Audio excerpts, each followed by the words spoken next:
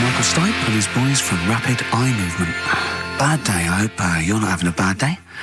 It's Saturday, it's 1:05. I'm Ricky Gervais, with me Steve Merchant and Karl Pilkington on XFM 104.9.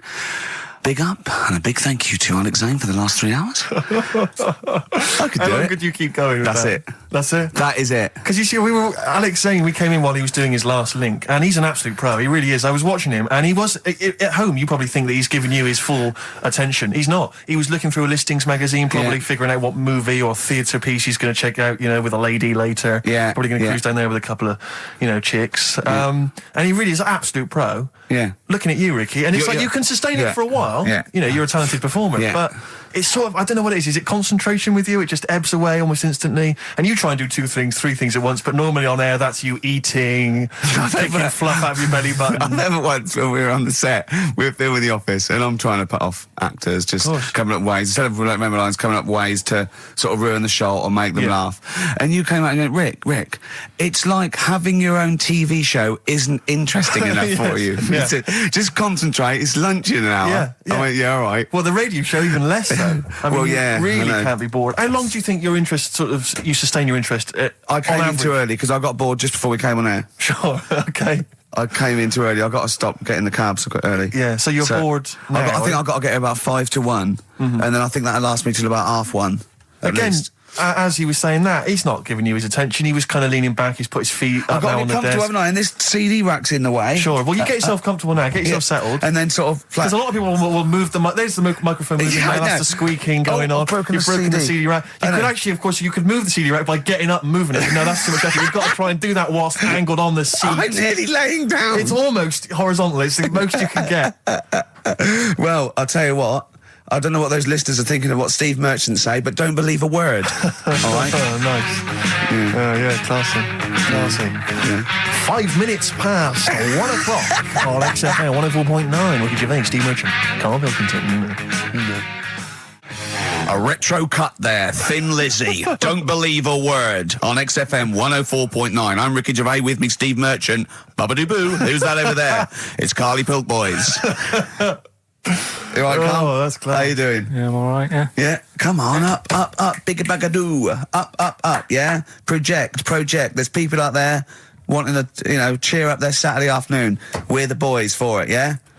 We're like quick fitters. Yeah. Come on. All right, Carl? Yeah. Come on. I'm all right, I'm up for it. That's it. This is the height of excitement. This is it, is it? That's this how is you sound when you're 100% This is you excited. off your head, is it? High on life. Christ. What did Suzanne say about you saying about a big ass? Go on. She heard about it. Shall we recap what happened last week? Well, the week before, he said that her haircut looked like Dave Hill from Slade. She didn't like that. So next week I said, she was a bit grumpy. He went, I didn't mention her fat ass. Still thinking that she would never hear about this. Yeah. What happened when you went home? She heard about that off her mate. Yeah. And we sorted it out. Didn't have to buy her anything. I just sort of said, come on, what the show's about and that. Stop moaning. Yeah. Right.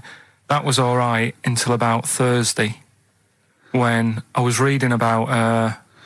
do you know, like they say, there's like 2 worlds and that, and whatever I'm doing now here, there's another one of me doing the same. Yeah. But he's probably taking some time off. He's probably having a week off. Yeah. But I was just talking about that, and she was saying, nah, that doesn't happen. And I sort of said, well, they definitely won't have a haircut like yours.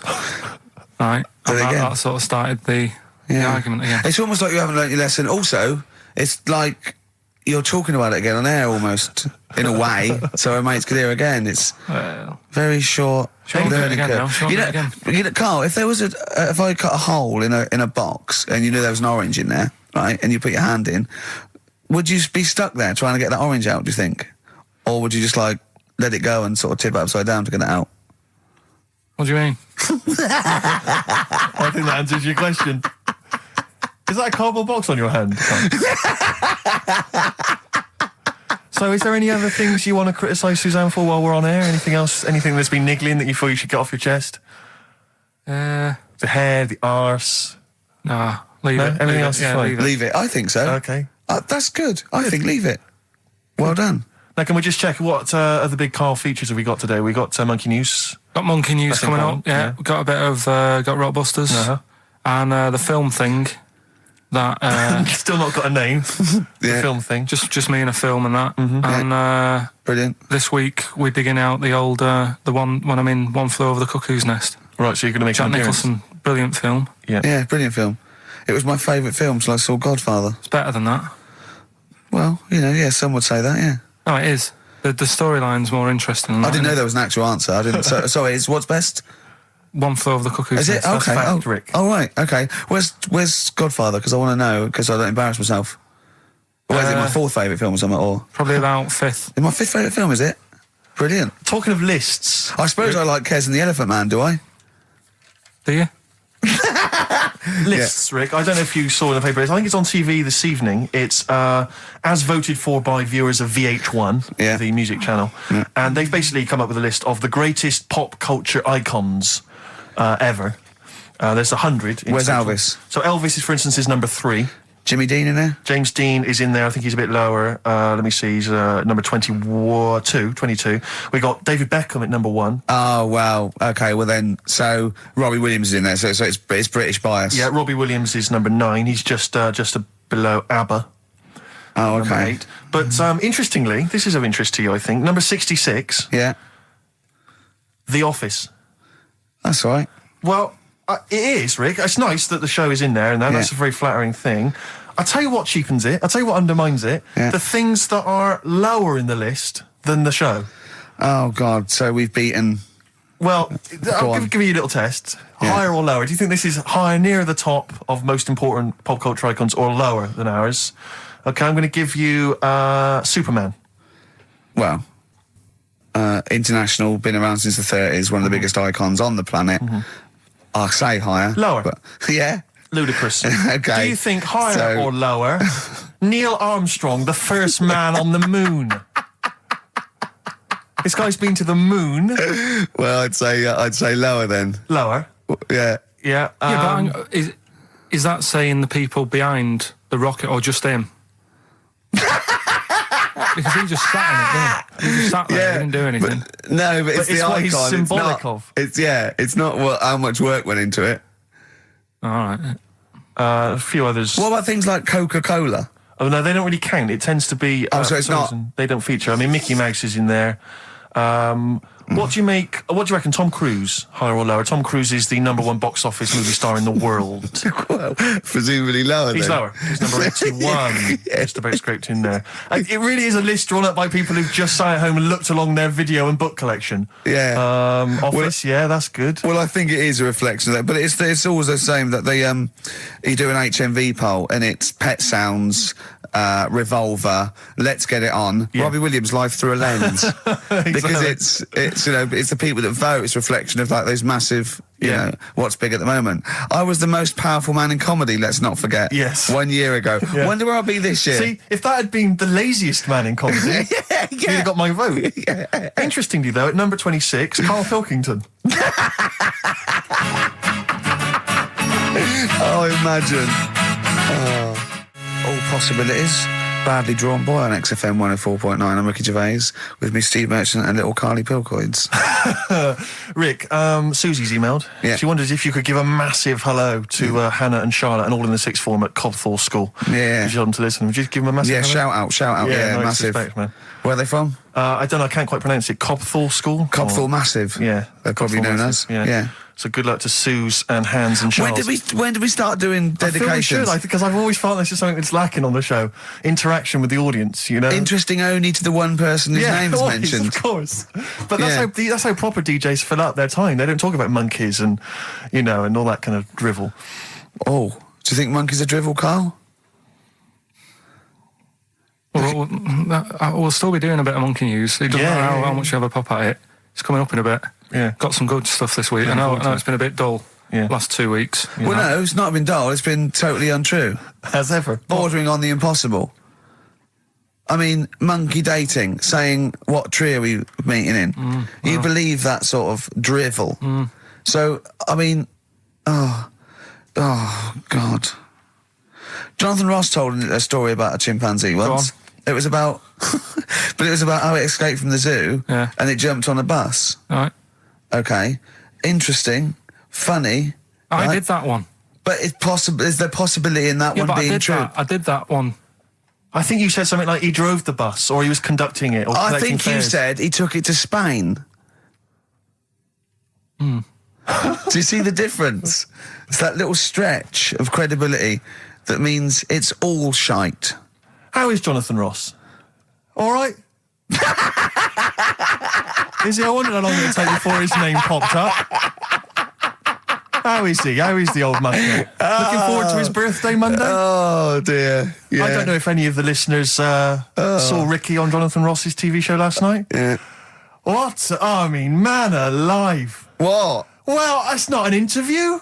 How is that an interview? What? It's not. He wasn't interviewing you. He's like two pals just having a laugh. And if we it was like it was a family do, and you just happened to film it and stick it on the telly. My friend made a good point. It was like any minute his kids were going to pop out, sit on that sofa next to you and go, "Oh, Uncle Ricky, do the little dance." It was unbelievable. I mean, what were you wearing for a start? What's that? Some tatty old jumper like you'd just been doing some Artexing and he'd gone pot round with it. We're having a couple of drinks. That was Lambretta. Was it inside out? Trendy jumper. How do you keep getting things with the St. George cross on it? What do you mean? That's the only one I've You've got loads of stuff. T-shirts, jumpers, shoes. No, I've got a Union Jack.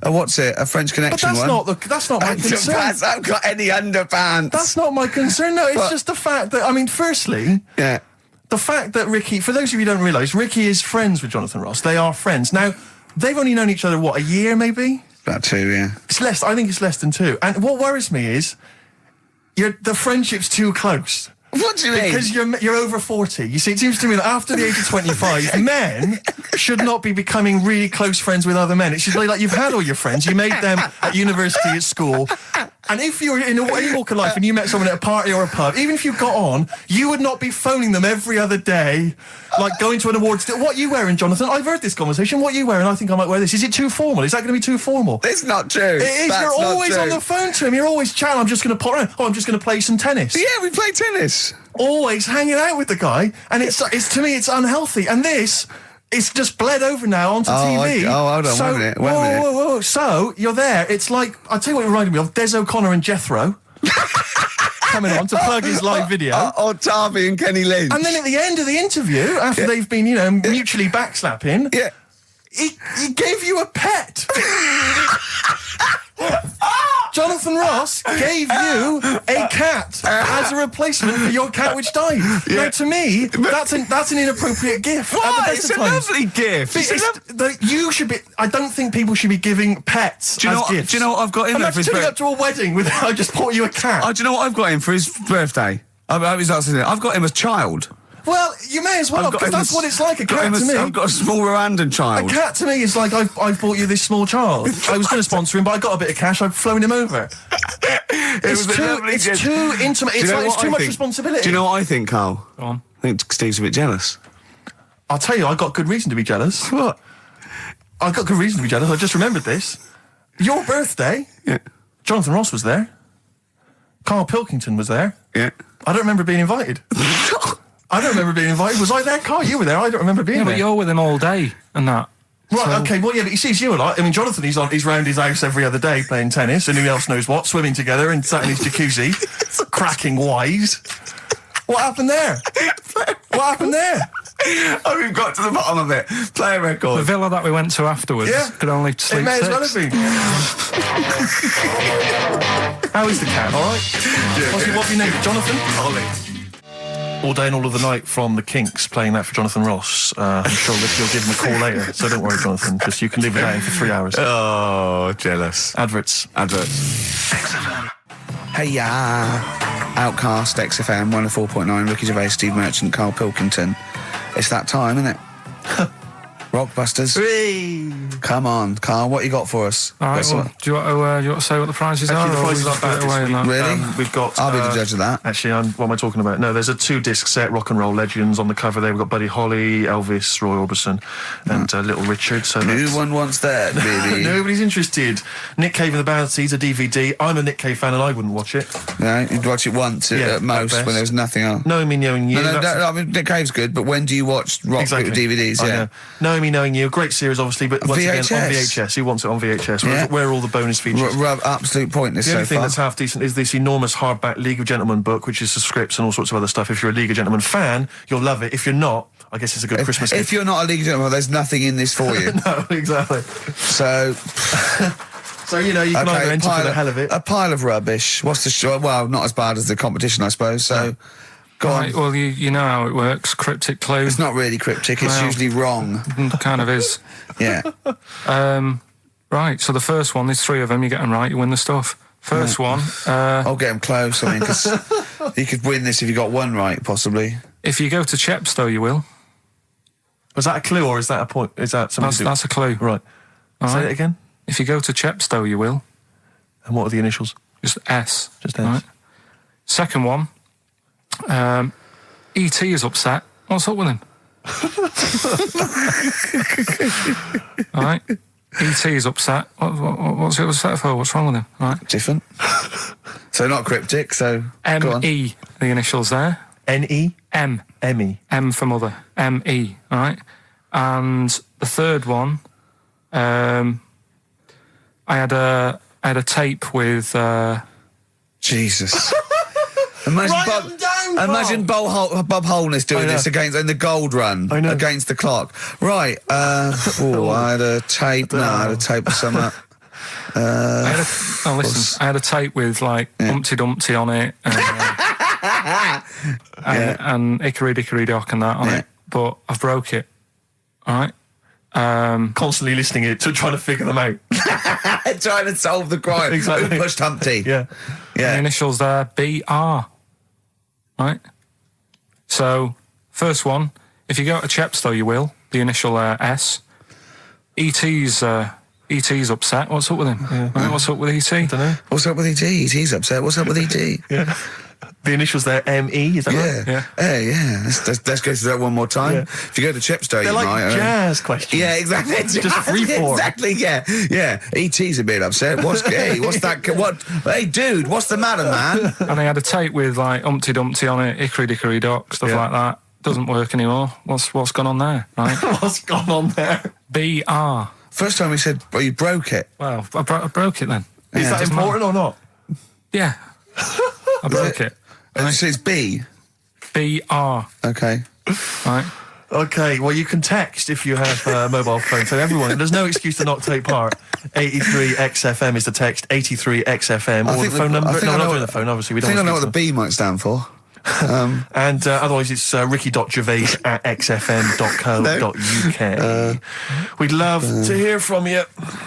Oh, it just sucks the lifeblood out of It me, does, doesn't it? just listening to Rockbusters. Something to bring you down even further, although it's a beautiful, beautiful tune. Oh, beautiful. Ryan Adams has got a number of different albums out at the moment. One is called Rock and Roll. It's not great. Don't really bother with that one. Do dig out, though, Love Is Hell Part 1 from Ryan Adams. It's available at different places, and you'll find this on it. Track 5, Wonderwall. His version of Oasis is wonderful. Absolutely beautiful, isn't it? It's a treat. XFM 104.9. Yeah. Ryan Adams from his new album Love Is Hell Part 1. That's his version of Wonderwall. Rick, I know what you normally enjoy, about 20 to 2. Some ads. You love them. Fortune Faded, Red Hot Chili Peppers on XFM 104.9. You, of course, don't ever take the tube anywhere, Rick. No. You haven't done that for years. No. Take cars everywhere, or you walk. No. Or you get a lift from Jonathan. But me, I'm still forced to take the tube, which is also very embarrassing at the moment because You're of not those forced to posters. take the tube, are you? I am. What do you mean you're What am I, forced made of money? Well, you could How walk. else am I going to get about? You could walk. What? You can drive. Why don't you buy a car? Oh, yeah, driving into the centre of town? Congestion charge, are you paying that? Are you a fiver? Hey? What do you think of that, Carl? Hey? Oh, yeah, because he's Mr. Flush. He's Mr. Lavish with his cash. Well, no, I've moved in closer. I'm not moaning about it. I walk everywhere now. Well, good. Yeah. I'm Something pleased about for it. you. Yeah. I'm I pleased for moaned you. about it, but then I sorted it out. But you're always whinging anyway. Let's not get on to you, Carl. It's always just saying. you. Yeah. So, What's up with Steve today, do you think, Carl? Oh, what's going on? He's having a go, isn't he? it's not helping those posters being on the tube of us. That's not helping. I don't know if you've seen those posters. You'd obviously don't go. I saw the. Yeah, I haven't seen it on the tube, but everywhere I go, I'm stood next to one. I can't avoid it. Yeah. I'm on the tube waiting. I look around. It's us again. And it's so embarrassing because it looks like you're stood next to it deliberately. But I can't browse in HMV now. I went last week, and you keep coming up to pictures or cardboard cutouts of Brent. Right? Yeah. And I was in a bookshop, and I was looking at there's a big almanac of comedy, right? And I was just looking through it, just browsing, like killing time, and there was a picture of me. And just as I started looking at this right up at the office, I tapped on the shoulder. It was one of the words there. Said, "Do you mind signing some script books?" So she saw me looking at myself. Yeah. And I wanted to go. I just turned to that page then. Yeah. I was in a bookshop looking. There was a big book on sitcoms. It was like the A to Z of sitcoms or something like that. And I genuinely was looking up other shows because it was about other comedy shows. And I was looking something up. Guy that I knew came up to me like that. And I just started like, I'm just looking. Robin's Nest. Where's that?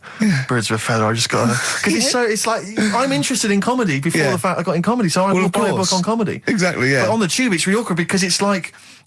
It's everywhere I walk, they're kind of around the corner, so you don't sort of expect them. And then I'm sort of running now from kind of corridor to corridor, pillar to pillar, to avoid being stood next to this picture, in case I look like someone who stands next to this picture, trying to get recognised. Imagine that.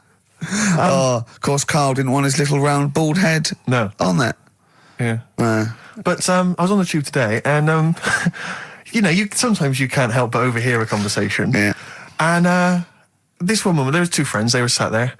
And one woman said, she just said, I must tell you this. I was in the pub last night, and Dave called, and I said, Dave, he said, I can't hear you. I said, Dave, it's not, he said, I can't hear you. So I held the phone up so he could hear all the noise in the pub. That was it? That was the anecdote. That was the story. And I wanted to lean over to her friend and say, unless this woman has given you a kidney or saved you from drowning, do not be friends with her. Break up this friendship. She hasn't got anecdotes. Because what's that? And I've got acquaintances like that where you speak to me, get cornered at a party, this is the person who has not got anecdotes. The anecdotes, they're not stories. That's it. It's like you're expecting for something else to happen. Never does. Well, I was with Danny Baker yesterday. Oh, yeah. He's a brilliant bloke. Guy, first time I met him, and we got on like a house on fire. Put his number straight in your mobile. Well, we've exchanged numbers because he's got some great anecdotes. You had to delete mine because you only got so many. I might write with him because he's funny. He did this thing and it was absolutely brilliant. He's doing he wrote a documentary, and he's a great guy. He's funny as well. You know what I mean? It's this. I tell you what, it's the showbiz friendship. That's what I loathe. I think it's the fact that like somehow. You're sort of because it's like you haven't got to go through the formalities of making friends with someone because I respect your work, you respect mine. I'm a funny guy. You've seen my work. Let's be friends. Yeah, of course. Yeah. And it's like, it's a horrible kind of icky sort of. Listen, Steve, me and you are going to stay in touch, whatever. So I mean, probably not my birthday this year, but next year, sure. We've known each other 7-8 years. Yeah. So come to that one. Yeah. Well, do I need to wear the waiter's outfit again? Oh, God. Oh, dear. Yeah. PIMP by 50 Cent, or 50 Cent, as I call him. XFM 104.9. I'm Ricky Gervais, you're Steve Merchant. There's little Karl Pilkington over there. All right? All right. Yeah, not bad. Listen, Oh, he's perked up. Yeah. Oh, he's back in the area. Well, you got something to say? I was kept quiet in the first hour. I'll let you get on with it now. What you got to say? Is it just have a guess? Is it about monkeys, Chinese people, or little gay fellas? It's about little gay fellas. Sure. Is it? Of course it is. Go on. Yeah, but not because I like Sorry, I'm just making a that. tally. Let me just note that down. Yeah. No, but it fascinates me, doesn't it? All stuff like that. That's a bit sort of different. Yeah. And that. What, showing me. like monkeys and Chinese people? Well, and that thing you were showing me before, the half woman. No, you weren't impressed with that. Well, no. That woman that's got two pieces of genetic makeup in her, where it was two separate sperms and two separate eggs fused, and she came out as sort of a normal person, but she had this residue of genetic material, and so she's had two children that aren't genetically the same as her. Yeah. Right? And they showed it in the paper by doing her half white and half black to show the two different, you know what I mean? Just for, he went, does she look like that? I said, of course not. He went, not interested then. Of course. Yeah. He said, how could I tell? Not interested in that at all. Yeah. If I'd have said she'd given birth to a monkey, fascinated straight away. Well, anyway. Go on. But that's what I'm saying. I'm just interested in weird stuff. right? Yeah. So am I. That's why you're on the show. Talking about little gay fellas and that. Yeah. Little gay fellas. Northern Line, the underground tube thing. Not the boy band. Right. Yeah. Apparently, on a Saturday night, late, I don't know what that is, what time late is in the sort of gay community, as we've discussed before. Yeah. But apparently, the last carriage on the Northern Line, they all get in there. What do you mean they all get in there?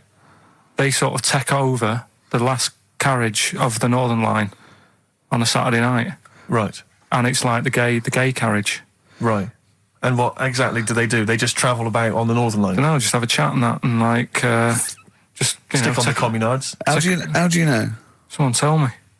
See, this. I mean, I'm glad you've informed me, because it wouldn't bother me, but I feel I should be told about these things, because I'm likely to stumble onto that carriage by mistake, and I'm not. It's not that it'd be a problem. It's just I might feel a little uncomfortable if there's a lot of people in, the black, the black leather gear and the moustaches, the hats. I mean, to be quite honest, they'd be annoyed. Of course, because they'd be expecting something a little bit, What do you mean? Well, they're good looking, most of them. Sure. No, they are good-looking fellas, though, aren't they? What do you mean? What do you mean? They're just a lot of the gay, they look after themselves and that and look good, keep themselves. Some of them work out, yeah. You see, this is the problem I have, because there's a lot of areas in London and elsewhere in the country where there's a sort of, it's a gay thing, it's a gay public toilet, or I don't mean it's gay, but it's not like a legal thing. I mean, it's a cottage. But it's a cottage, whatever. I mean, I remember being in Bristol once doing some... You're confused when I said it's a cottage. Yeah. That's a term for where gay people go in toilets to sort of meet and greet each other. Well, I shake hands.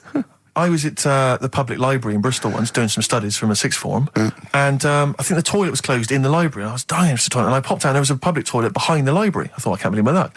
Dashed down there, it was about 6-ish in the evening, I was working late, I was studying hard. I went in there, and I swear to God, I saw two fellas. With the... Is that unusual? Or? Well, no, they were up to some hijinks. What they're sort of like... Do you know the thing that struck me? What? One of them had bright red underpants. What do you mean? They were actually doing, they were having some kind of, they were having relations. They weren't even in a cubicle, they were out in the... Where were the underpants? Around his ankles. No. Yes, I swear to God, I'm not going to make this up. What old were you? I don't know, like, how old you are in the sixth form? 16 or whatever, 17? Yeah, and what did you do? Well, I actually said... you just joined in? What else could you do? You might as well. I actually swore, I said, oh, F me. And then I went, oh, no, don't. No, I did, I swear to God. I did. I went, oh, F me. No, don't. Because I was panicked and I ran out. And as I was walking out, a guy was coming in. I went, oh, hang on, mate. And then I thought, I better not tell him. I'll let him find out for himself. He might be going in there to join in. He might have got a call. Come down. We're going crazy on each other's ass. Come down. It's a conspiracy in Bristol. What annoyed me my was, lover. Want a bit of cart? What angered me, Rick, was the fact that I wasn't notified, that there was not... I didn't know there was no sign. And afterwards, I spoke to other people about it, and they said, oh, it's a famous gay haunt. But what annoys me is I feel that they should put an ad in the local press, a big paper, like once a week, like, when they recall cars if they're damaged or there's a fault, or couriers might bring back stuff if they're sort of faulty goods, they say recall and we'll give you money back. They should just put an ad in. The gay community should put an advert in that just says, these are the hot spots, this is where you're likely to find us doing some stuff. If you're not gay and you might feel uncomfortable, avoid them. And just list them, or little pictures, or, a map or something. Anything, because like the gay tube thing, I don't know. Fun. 1, 2, 3, railway cuttings. Well, not that. It's more of a sort of social awareness thing. Yeah. So people, don't feel uncomfortable and... But they don't want it exactly to be like sort of walking in under a neon sign. But why? It's legal. yeah, big arrows. As if. What do you mean? What's wrong with that? Because, it's actually a public place. I don't think cottaging is strictly legal. But they don't even have to specify what they're going to do. Some people, they're not. Some of them aren't. I don't think it's probably seen gays, is it? Yeah, but it's not. Yeah, but it's not the people that go out and they say I'm gay and I like Barbara Streisand. It's presumably the sort of people that do that are people that either aren't quite out yet, or do you know what I mean? Or they're doing having a quick went away to their wife and kids. Yeah. I don't know. I don't know completely how it works, but I'm sure there probably isn't a place like free bumming here tonight. No, there is kind of. What? Because I was walking home one night through Soho, right? Just because that's the way I have to go, not because do you know what I mean? I wasn't going there on that, right? So I'm walking through. right? And I was handed like a card, which was like a gay event, right? Now that's a bit weird, isn't it? That straight away he's presuming that because I'm there that time of night. Well, and you got a shaved head, and you sort of like, you sort of like quite look after yourself, and you got some nice clothes. Yeah, but it's still And you look can't like really a little bit presume. rough, don't you, from Manchester? It was You look like a northern rent boy who comes down to stand outside McDonald's. But And the card was rubbish, right? What do you mean? Had this fella on it, right? All sort of greased up and that. what would you look? Just having a look what he'd handed me and that. Right. Just having a look. Picture of him, sort of sailor's hat on, tan body, like just his arse out like that. And rubbish slogan, right? The best bum in W1. Is bum there a noun or like a verb? What do you mean? Well, to bum. Is it like get the best bum you've ever had, or he had the best bum? I think it's just I don't like suppose you asked. No. I don't suppose you called the number to check. What do you mean exactly by this? Does it mean you've got a great arse? Do 'Cause you think mean I mine's will good. be well bummed, or do you mean you've just got Right, a good... come on now, let's Can I let's just a final point about, because I asked my friend how it all works up on the Heath, because I live in Hampstead Heath, near Hampstead, and I was where I didn't want to go walking and get myself involved in anything. How awkward. can you get involved? No, again, I didn't want to walk. Sort of like, by. it's like, oh, you believe it. I couldn't say no. Oh, my wrist, it's knackered. What do you mean? Well, I was there for about 2 hours. I must have gone about 43 of them. But, I didn't like to say no, because they were so pleased to see me. Oh, Well, it's God. not so much the fear of that. It's not Good skiing practice. I was doing 2 at a time for a little while. It's not the fear of that so much as the fact that, again, you don't want to gate crash someone else's party. Do you know what I mean? No. You don't. If there was a straight couple having sex, you'd want, oh, I'm sorry, and you'd want to avoid that area. Just Yeah, 'cause you, of course. But I was finding, so someone told me how it works, and apparently you just go in, like sit on a bench or something, and then a guy just sits on the bench and they just look at each other. There's not really anything said. It's just a kind of nice evening or whatever. I guess it's like 2 a.m. or whatever, and then they go off in the bushes and ding dong. But it's like I don't know how that culture's developed. I love this programme now. Why can't that be the case with women? That would be amazing. You just go out to the park, and like 1 a.m, you just sit on a bench. You just Be like a scene from Gigi. Exactly. Where they're, just walking along with the perambulator. Yeah, Oh. exactly. But that would be a joy if there was none of this formality. You've got to talk to them, buy them dinner. Oh, you're joking. Romance. Oh no. Just this kind of informal thing. It'd be great. So what would you do then? You go up to a woman and go, "Come on, Yeah. let's stop mucking around." We know why we're both sat on this bench. There's a nice bush over there. Yeah. Let's have a bit. Yeah, and then she'd go, "Yeah, great, thanks. I'm killing some time before I, pop into town.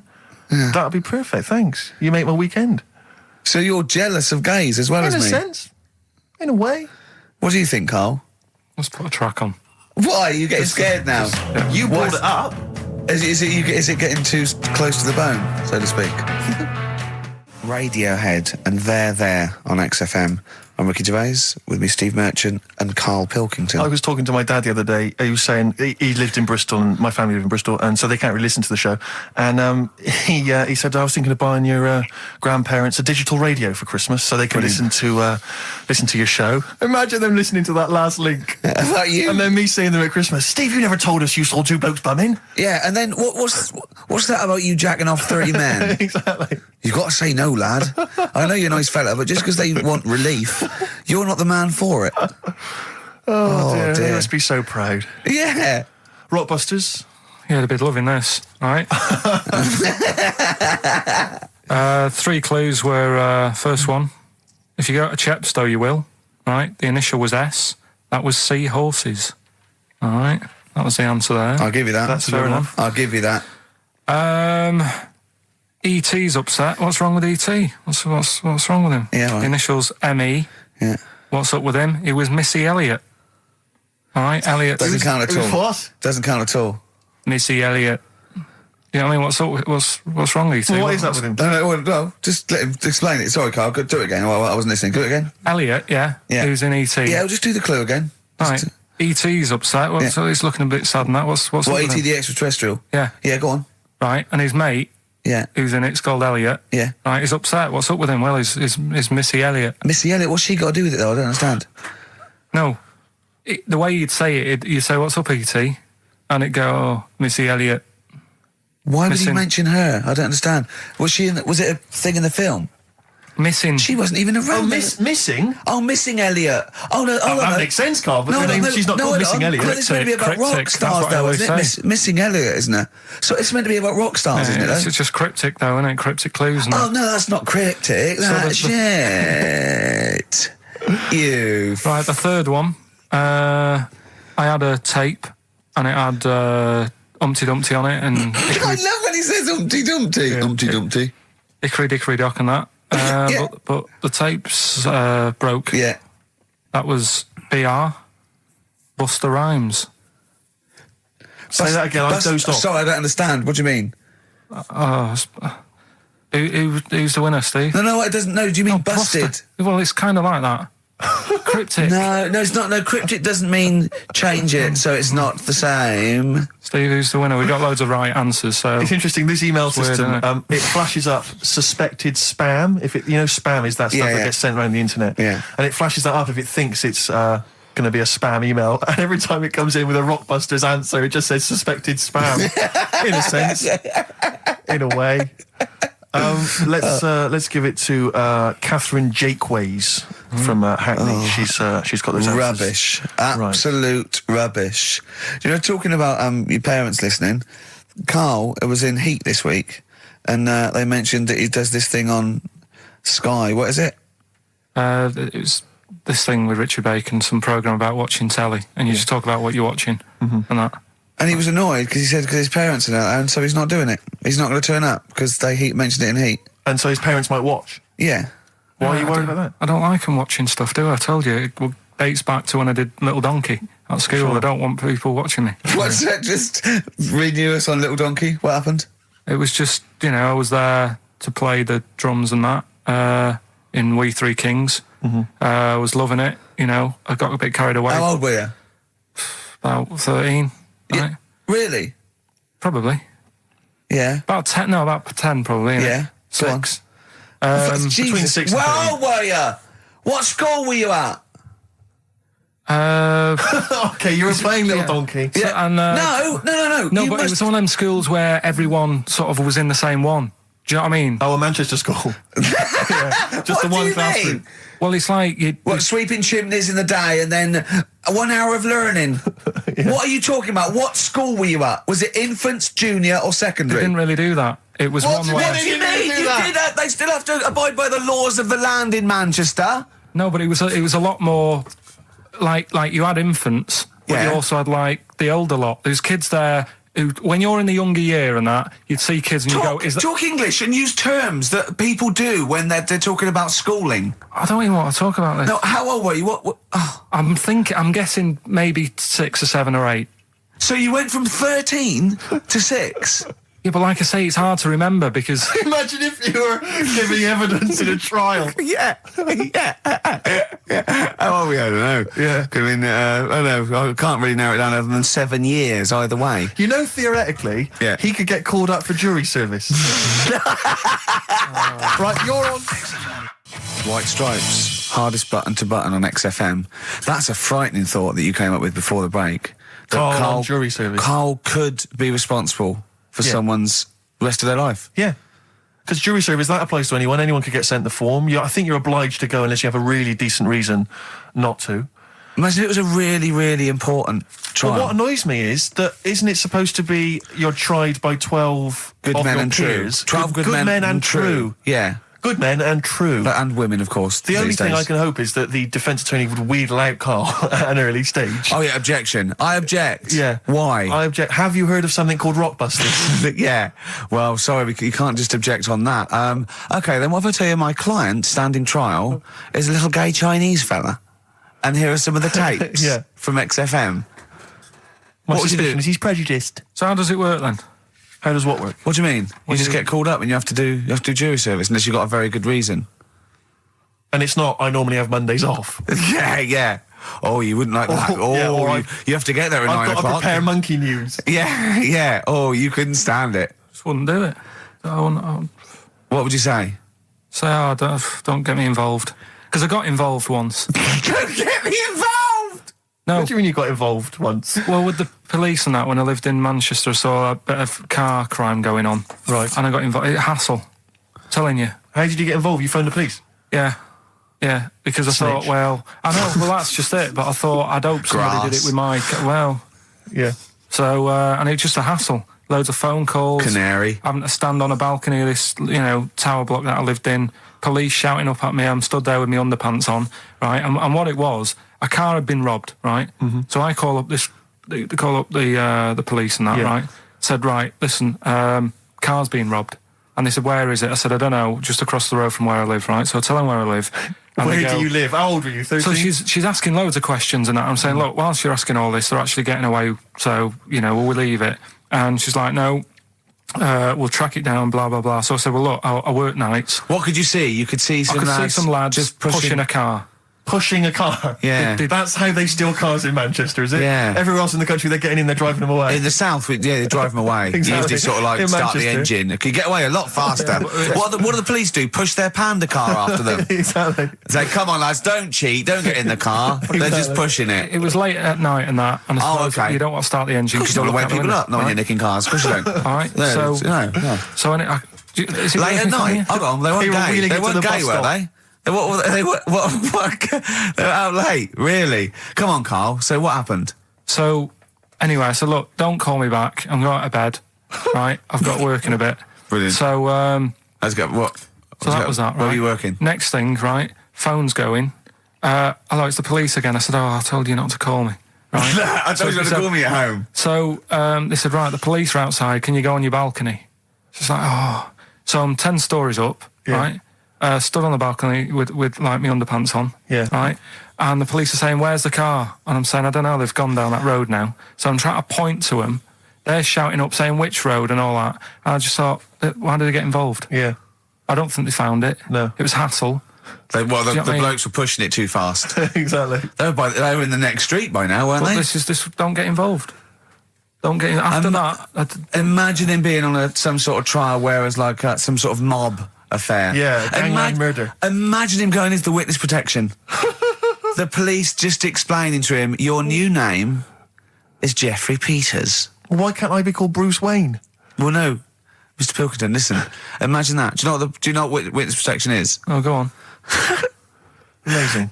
Look, it's when, supposing you were to give evidence against the mafia, right, you've done a job for them and now you have to give evidence against them, right? Right, well, if you're going to do... I mean, all I did was 2 kids nicking a car. Yeah. Don't start messing with mafia. No, listen, of course not, no. But let's imagine you were in the mafia and that you got caught doing something, but instead of going to prison for the rest of your life, you said, oh, well, I can give you Mr. Big, yeah? So they go, OK, give us Mr. Big and we'll let you off, right? So the police go, right, OK. I got handed this leaflet in Soho. So you say, okay, well, I'll give you names. They go, right, we give evidence in court, and you go, yeah. They go, right, we'll have to get you away because you'll be done for. So you give us all the names of Mr. Big, right? We'll give you a new identity, a new passport. We'll let you go and live in Canada for the rest of your life with Suzanne, right? So why have I got to do all that? Because they'll bump you off, won't they? How did you know it was me? Because you have to give evidence in court. So they go, oh, Pilkington squealed. So you got to change all your life? Yes. Yeah. They've killed someone, yeah? Yeah. Well, look, you just know... You're giving them in to keep you from going to jail. So you don't want to spend the rest of your life in prison because you're involved in something, or salsa, or whatever. It doesn't matter, Carl! No, listen. How would the mafia know that I've said something? Because you say in court, those are the people. He's Mr. Big, he's Mr. So-and-so, he ordered the hit. Don't you know anything? It's a lot of messing around, though, isn't it? So I've got to leave this job, yeah? Yeah, I think they might try XFM first. I'd have to... What? I'd have to bin Suzanne, would I? No, she can go and live with you. You have to cut off all your ties with your friends and family, though. You can't contact them. You've got to leave them behind. Would she have to change her haircut? Possibly. When did the murder happen? Yeah. So what would the new identity be that you'd choose? What would you choose for yourself? What name? Probably, I wanted to be called Brett when I was a kid. Okay. Right. Brett what? Brett Pilkington.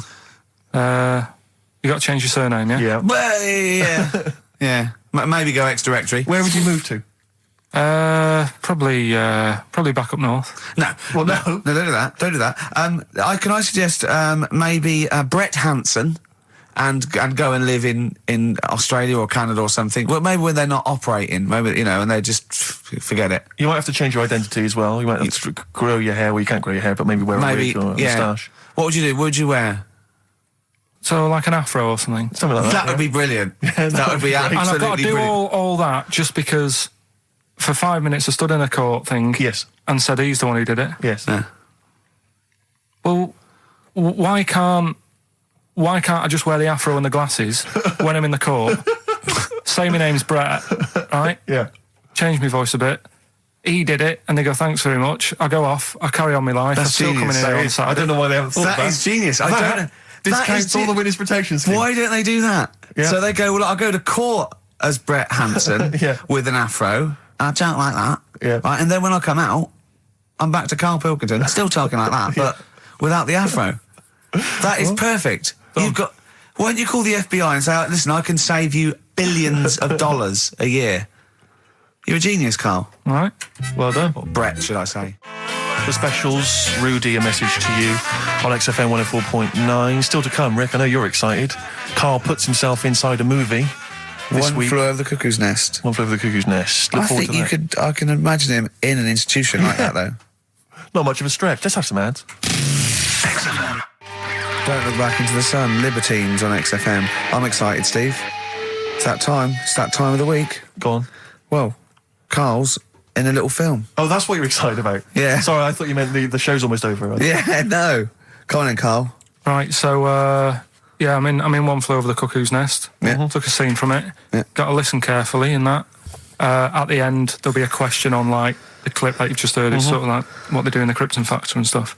So do you want to read out the prizes? Or just Yeah, little there's the usual taster? things. It's a couple of rock and roll albums. We got the. Why is it Gentleman. called One Flew Over the Cuckoo's Nest? I can't remember. I think it's explained in the book, but I don't remember. I haven't read it for many years. If someone knows, just a quick email to do. I'd like to know that. Ricky.gervais@xfm.co.uk. You can win yourself, if you get the question right, the League of Gentlemen Series 3. We got that Rock and Roll Legends again, the Best of Blondie, a nature programme, and the Old Grey Whistle Test, Volume 3. So if you're Brilliant, so over that's 50, well worth- you'll enjoy that. Yeah. And just, if you haven't seen the film, it's just about, like a... What would you call it? Well, it's a guy who thinks he's going to get away with prison by going into a mental institution. It was a new experiment, but he finds out he can't get out and he's sort of trapped. And well, people know it. Everyone knows what. Just play it. Just Well, play I it. saw it last week, so... Just play it. All right. Well, you know, I've been observing you here now for the last 4 weeks, and I don't see any evidence of mental illness at all. Yeah, no, I'm not mental. I never said I was. I mean, all right, I got an E in history, but that isn't why I'm in here. I'm in here because I had to get away from the outside world. It was doing me head in.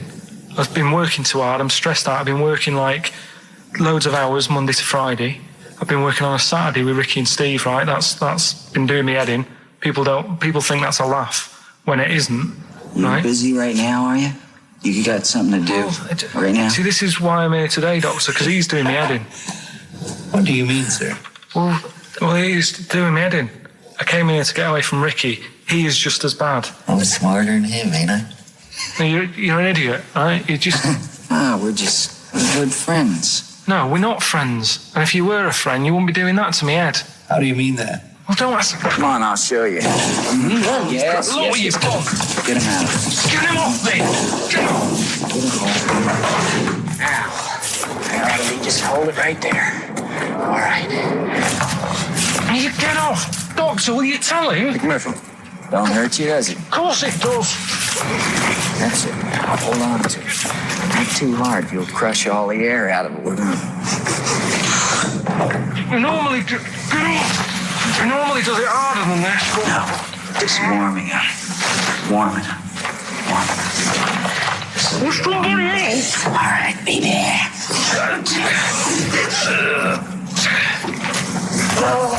Get off! See what I mean, Doctor? That's what he's doing every day.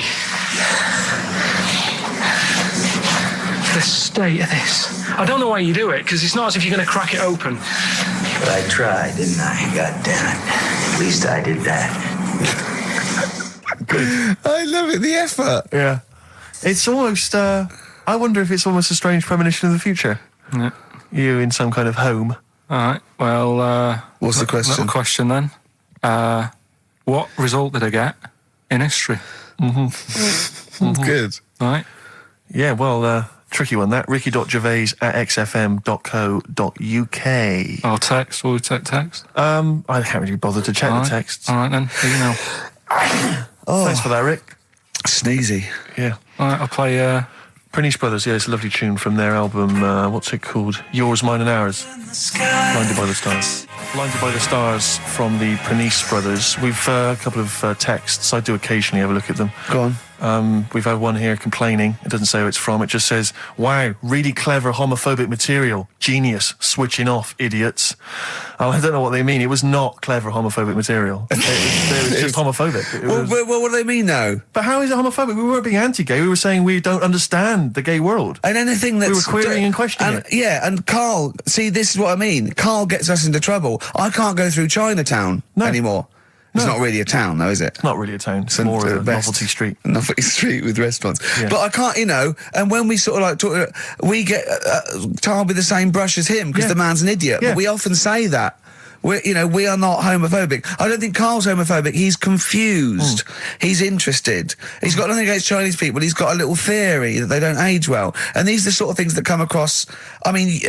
They're not meant to be homophobic and racist. They're showing that Carl, I don't know the PC term for this, is a bit mental. Yes. And, I think we're doing our bit by letting him on the air. On the air as well. Like that complaint he got about that woman on, what's it called? Who are you looking at? Yeah. Because he said about, I don't even want to repeat it, but he said something, Yeah, but I never meant to upset anyone with that. No, I know you didn't. No, I know you didn't. No, but I mean, it's on a website now, and to be fair, she does say it was Carl that said it, and we were the idiot presenters that let him on air. But it's like Carl is bad for our reputation. Yes. Do you know what I mean? It's funny to be in a room with him, but then I want to sort of shake it off. Yeah. And I don't know what to do about Guilty it. by association. I know. What have you got to say for yourself, Carl, for some of the stuff you come out with? What have you got to say? I mean, I know the answer. It's absolutely from the heart and genuine... ignorance. and confusion and interest. You haven't got a malicious bone in your body. Well... towards me, yes, but yeah, other people. But again, he's just honest with you. He says... don't repeat what he says. No, don't repeat it, just leave it. But it's not as bad as some other things. But he says, remember you just say that when you first met him, he looked a bit hard, but you got used to it. Yeah. No, that's from the heart. That's like him sort of like being honest and nice, but he doesn't know what that... And we can take it, of course. Well... What have you got to say for yourself?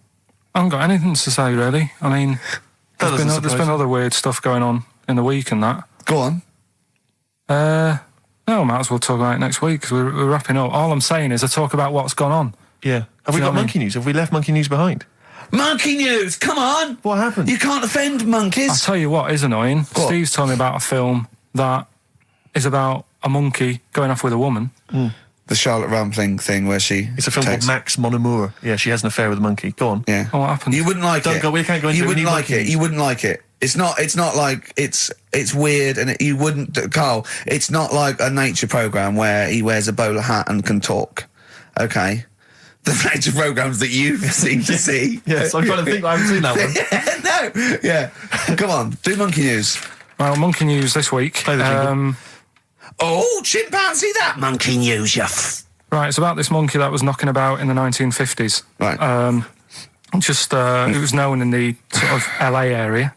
Right, and apparently, again, I haven't really checked all this out. I've just picked up bits that look interesting. Yeah.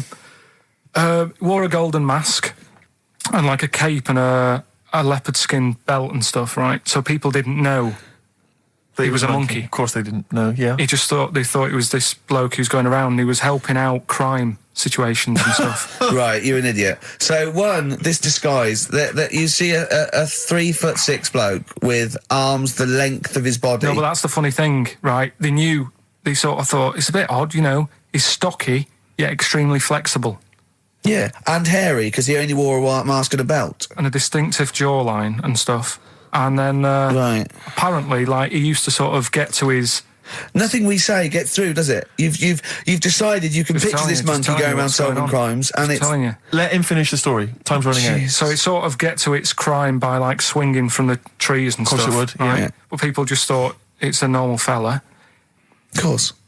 Then what happened was This is the bit that's going to annoy me, isn't it? he helped some fellas out, like, you know, and for a reward, they were like, do you want some money? You know, you've helped save our lives during a crime and stuff. Do you want some money and that? And he just went straight for the shopping bags, got a couple of bananas and apples, right?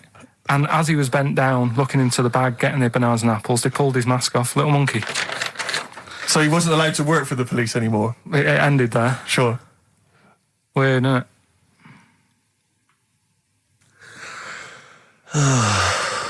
Rick, can I tell you the meaning of One Flew Over the Cuckoo's Nest? Yeah. Can we never speak of monkey news again? Yeah. It comes apparently from an American children's nursery rhyme. 1, 2, 3, 4, 5, 6, 7. All good children go to heaven. Some fly east, some fly west. Some fly over the cuckoo's nest.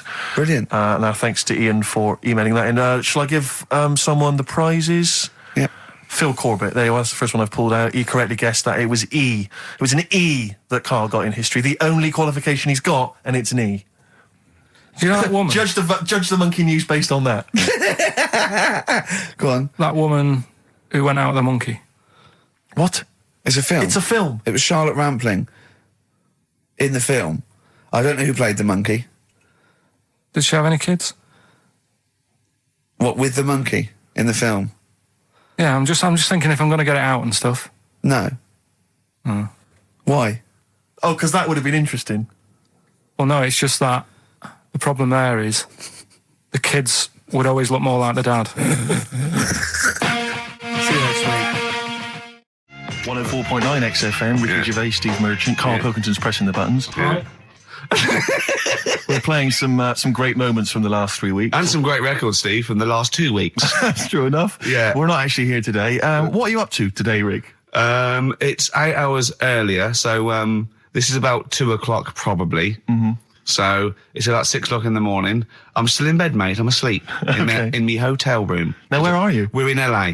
Los Angeles. Yeah. City of Angels, Rick. Yeah. City of Angels. Yeah, and so that's what we're doing. We're doing stuff like that. That's why we're not here. We're not here next week either. So next week is the best of this week. All right, so here's the first bit.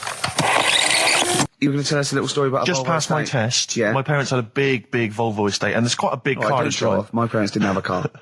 But I know you don't drive cars, Rick, but it's got a big car to drive if you've just passed your test. It's safe though, isn't it? It is very safe, that was the thing. Yeah. And come from the West Country, obviously. There's quite a lot of windy lanes. around there. You're joking, do you? They have cars there. Well, here he comes. Blimey, Karl. Learned on a tractor, automatic it was. Do you want me to tell it or not? Oh! Don't give up the accent! Oh no, I'm not worried. Oh, go on. Go on. So I went to this You party. never got him being from the north. Not when he's telling an anecdote. He's never told an anecdote. Oh, yeah, fair point. Yeah, go on. So I went to a party, and I was quite excited because I had the car, the motor, and there was a chick heading down to the party that I was like, I had my eye on. And I thought, now I've got a car, and going to the party, it's going to be amazing, right? You glass and eye, various friends had said, like, can we get a lift? I thought, yeah, groovy. Yeah, I'll pick up the chick as well, who's a friend of a friend. Yeah. So cruising down to the party in the motor, the Volvo estate, and there's nothing sexier than that. Slipping a little bit of Billy Joel on the stereo or whatever. Something classic. Go children. Exactly. And maybe it was Billy Ocean. I think maybe it was quite a Billy. Maybe it Billy was thing. get out of my dreams, get into my car. Ideally. Yeah. So I get to the party, and inevitably it was one of those house parties where the chick that I had my eye on, she kind of was chatting to other guys, and she wasn't really paying attention to me, and I was sort of... Find out to get, was she again? Same old story. Oh, they make me They know laugh. how to tease, don't they, the ladies? Laugh. Who are they kidding? So I'd follow her like a dog, from room to room. Yeah. And watch her Quite while... literally. Sometimes he was barking. Yeah. Go on. And while, just watch her while she talked to other blokes. And then, obviously because I was driving, I wasn't drinking, so I was not really enjoying myself. And then somebody said, should we go and pick up Vera? And I thought, right, okay. And they went, Steve's got a car, let's all leap in there, we'll go pick up Vera. And this girl was like up for it as well, so I thought, brilliant, I'll be back in the car with her, away from all these lads. Yeah. One guy she had her eye on, he came as well. I was a little bit annoyed. Yeah. But anyway, he was in the car, so I'm driving down these country lanes, just driving along, and they're directing me, they're saying, go left here, go right. And then suddenly we stop, and one of them goes, just drive into that field, this pitch black field, right? And I'm sort of, well, it is my parents' car. Just drive in the field, Steve. I'm thinking, well, I don't want to, like, not seem like I'm a hard, cool, crazy kind of guy, because the chick's in the car. So drove the car into the field. They all leapt out, started running off into the darkness, shouting, Vera, Vera, Vera, where are you? So I'm just sort of sat there in the car waiting. Wasn't Vera Lynn, was it? Because she likes to hide in fields. Bizarrely, it wasn't. Right. It was just, I was just left in the car on my own with Billy Ocean, and suddenly, out of the darkness, they come back holding a Vietnamese pot-bellied pig that they had stole from a nearby farm, and they knew that the pig was called Vera because someone knew the farmer or something. Anyway, so they got this pig. So now they're going, put the pig in the back of the car. We'll take it back to the party. It'll be hilarious. I'm thinking, well, I'm not sure I want a pig and all its, piggy crap in the car, right, crammed in there. But they say, yeah. So obviously, I'm thinking again, I don't want to look like I'm, a nerd. I'm terrified of that, Rick, ever happened. Yeah. So, So you go, hey, bring the pig into the car. Exactly. I'm no nerd. Exactly. Yeah, go on. So now we drive off again. I got this pig kind of squeaking in the back of the car. And, they say, stop again. Let's do some cow tipping. And they do that old thing, about the fact because cows sleep standing up, don't they? So you can push a cow over and stuff. Yeah. So they're having a wild time, hilarious. So this time, now we get to a sort of dead end in the road. And, they say, well, turn around, let's go back to the party. And I'm thinking, fine. Try and do a 3-point turn in this very narrow country lane, right? Get the Volvo estate wedged horizontally across the road. Can't get it out, just can't seem to sort it out. I don't know what, I'm panicking because there's a pig in the car, right? And, local disgruntled farmers, right? People drunk, partying, probably off their head on some kind of weed, Rick. Was it loads of blokes with, like, pitchforks and flaming torches Exactly. going, burn him. He's playing with our pig. Exactly that. And so that, I was so terrified that all I could think was they're going to have to send a helicopter to lower a magnet onto the top of the car to lift the car up and put it the right way around. You used to read a lot of comics, didn't you? Yeah. Yeah. So, do you know what I started doing? What? Crying. Did you really? Yeah. Why? Just started crying, just very slightly, started getting upset. And the other guy that the girl fancied, he had to get into the driving seat and sort it out for me by slowly edging forward and that's backwards. the worst bit of the whole story. Yeah, edging slowly back and forwards. He just sorted it out, just slowly worked the car back round, and then we were off. You were just gently weeping. Just gently weeping in the back. The bloke had just taken the bird that you saw from a distance. Exactly. That was basically your wife in your head by then. Oh, yeah. Wasn't it? I can't We were believe it. happily married with a pig for a child. Don't joke, that could happen. I know. The pigs come, if you like. Sorry? What? What did you say? What did you say? What did you say? When you do what, Carl? What did you say? No, what did you say? Because I don't want to have to go to the radio authority again. What did you say then? Just remember. We are going out live, Carl. Yeah, remember Tom Binns, right? What did you say? What I'm saying is, why were they shouting Vera? Because pigs don't come to the name, do they? Hey? I don't know the ins and outs of a pig, have how to lure a pig into your trap. Can I just tell you some very, very interesting things about pigs? Please do. Right. One, everyone knows they have a corkscrew-shaped penis, right? A corkscrew-shaped penis. That's the tail, isn't it? Two, they can't look up. They can't put their head back and look up, right? Three, they can have a 30-minute orgasm. Rick, is it only pigs that have got a corkscrew-shaped penis? No, and landlords. Okay. Very handy. Right. Here's one for you. Go on. Like insect facts and stuff. Go on. If a man was a flea... You could jump over St Paul's Cathedral. No. What? Wrong. It's gone up now. It's... the big wheel. The big wheel. It's the Millennium Wheel. Now. It's gone up now. Play a record. You're the best. Right. Here's the last clues of the year. You had... There's a load of letters there asking for advice. Put them on Claire's desk. Go on, that was no idea. F. That was for foreigner. For Rainer. I don't know what you mean. Claire Rayner. She took advice. She gave people advice. So that's a foreigner. That is shit. Right. I'm sorry. That might be Christmas. That is absolute A garbage. lot of people got the right answer. I know. Well, that annoys me even more. Number The two. second one, ask your mum. Foreigner. Yeah. Foreigner. Second one, ask your mum if you should. That was S. That was Shalimar. Shalimar. Right? No, bizarrely, what was the clue there? Ask your mum if you should. No, we got a lot of people saying Smashing Pumpkins as the answer to that. But I don't know who's saying that today, Mum. Smashing Pumpkins. Merry Christmas, Mum. Smashing Thanks Pumpkins. very much. Nice bollocks. Yeah, exactly. Oh, that's great. That's great. Right. Smashing Pumpkins. Your dad bought them for me for Christmas. Yeah. Ah! And the last one, Lovely plums. What, my Victorians? Oh, God! right, we've got to wrap it up. Come on, then. A couple of people were arguing in the supermarket at the fruit and veg counter. That was B, that was banana drama. They were like having an argument. What do you mean banana drama? What, no, wait. What group is banana drama? What group is banana drama? So, you're a fool. You're a twat. Well, you say that, but you accuse Carl of that. You're also accusing lots of the listeners, including the winner, Nicola Rogers of London, and she wins those great prizes, and she got them bang on. So Banana drama. so can we finish there now? Yeah. Yeah, What do you mean? What do you mean? Can we finish there now? Just play the ads and go. what? No, what are you talking about? We're going to play Journey to Play River that all day. Play that then. Goodness me, Carl! Look at you. We haven't got time. Merry Christmas, Carl. Merry Yeah, Christmas, yeah, Carl. yeah. Enjoy the show. Let's give him a little kiss. Oh, little kiss. Oh, no, I with tongues, it's Christmas. No, don't. Stop messing about. Get off! Right, anyway, Rockbusters. Yeah, go on then. I give a cryptic clue Yeah. and a letter, and it makes up a band. He Right? never said the word cryptic a few months ago. I love it. Do you know what I mean? I feel it's like our own little Eliza Doolittle. Yes. Right, even Richard will like this one. Here we go then. First one. There's three of them, Go on. and you email in. If this doesn't turn Dickie round, nothing will. This is an email-only competition. Email only. Right, here's the first one. Initial is B, so it's B. a band starting with B. Okay. And the cryptic clue is, I don't like them birds. They shouldn't be allowed in this area. I don't like them birds. They shouldn't be allowed in this area. Next one. Right, the next one. He doesn't like women, yet he's got a couple of kids. That's a bit weird. Is that a cryptic clue, or is that just Is that just a thought? a general point? Is that That's the cryptic clue. Okay. And the initials there are PD. Okay. And the last one. Oh, got that one. That's terrible. That's terrible. Okay, quickly. Oh, God. And the last one is that bloke who does. Come on! He's making me laugh. Come on, Carl. Be professional. Right, the last one. Right. I can't do it. It's making me laugh. Oh, come on. I'll come and read them then. No, I got it. Come on, Carl. Right, here we go. They don't do this on Blockbusters on TV, do they? No, come on. Right. That bloke who does sport on telly. He's got a little kid, right? Initials DC. What? Right. Was I'm that the completely clue? confused by that. Was that the clue? Yeah, that bloke who does sport on telly. Yeah. He's got a little kid. Initials DC. Okay, is that a band?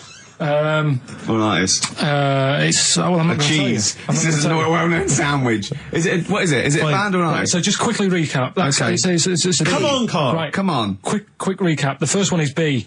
I don't think them birds should be around in this area. Right, that's B. Right. Second one, he doesn't like women, yet he's got a few kids. It's a bit weird. That's PD. And the final one, that bloke who does sport on the telly, he's got a little kid.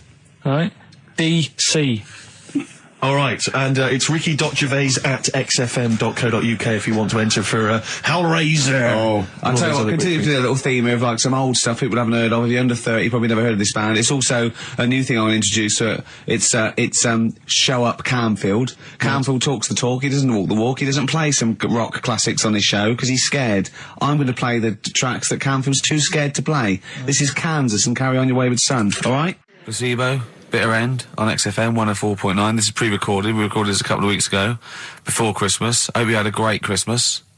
If you didn't, not our fault, really, is it? Nothing to do with us. Wouldn't have thought we'd have. We're well over time because we've got plenty of cash now, thanks to a lot of you who probably bought the Office DVD. Yeah. Probably got And that if you in stock haven't yet, and you've maybe got vouchers or money, still available. Still there in the shops. Still available. You can still make it the best-selling DVD of all time. Please. Please do. Yeah. Please do.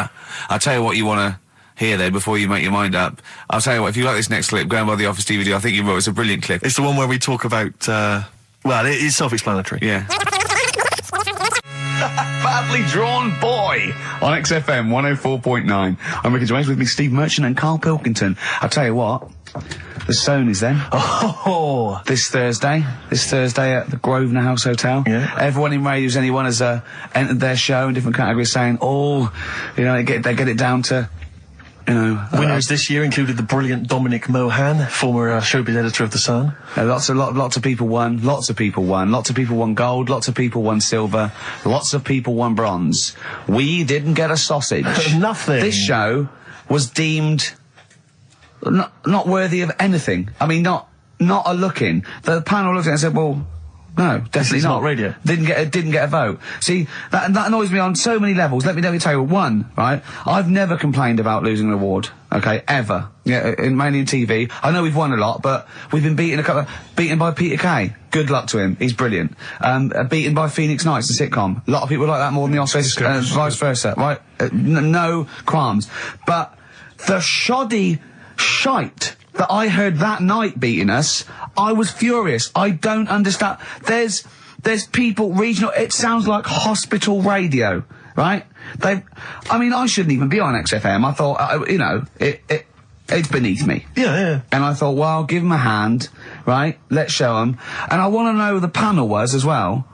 I do not believe it. How can they I was looking back over some of the shows, right, before I go to Carl, and I've just done a little excerpt of, a trailer of what we do, what we're about, and I don't know how the panel could overlook this. Play a bit, Carl, please. Shaking her muff, minge and tits around does not make her a hoe, then what does? These kids at school with big heads. Carl, what are you talking about? Shut!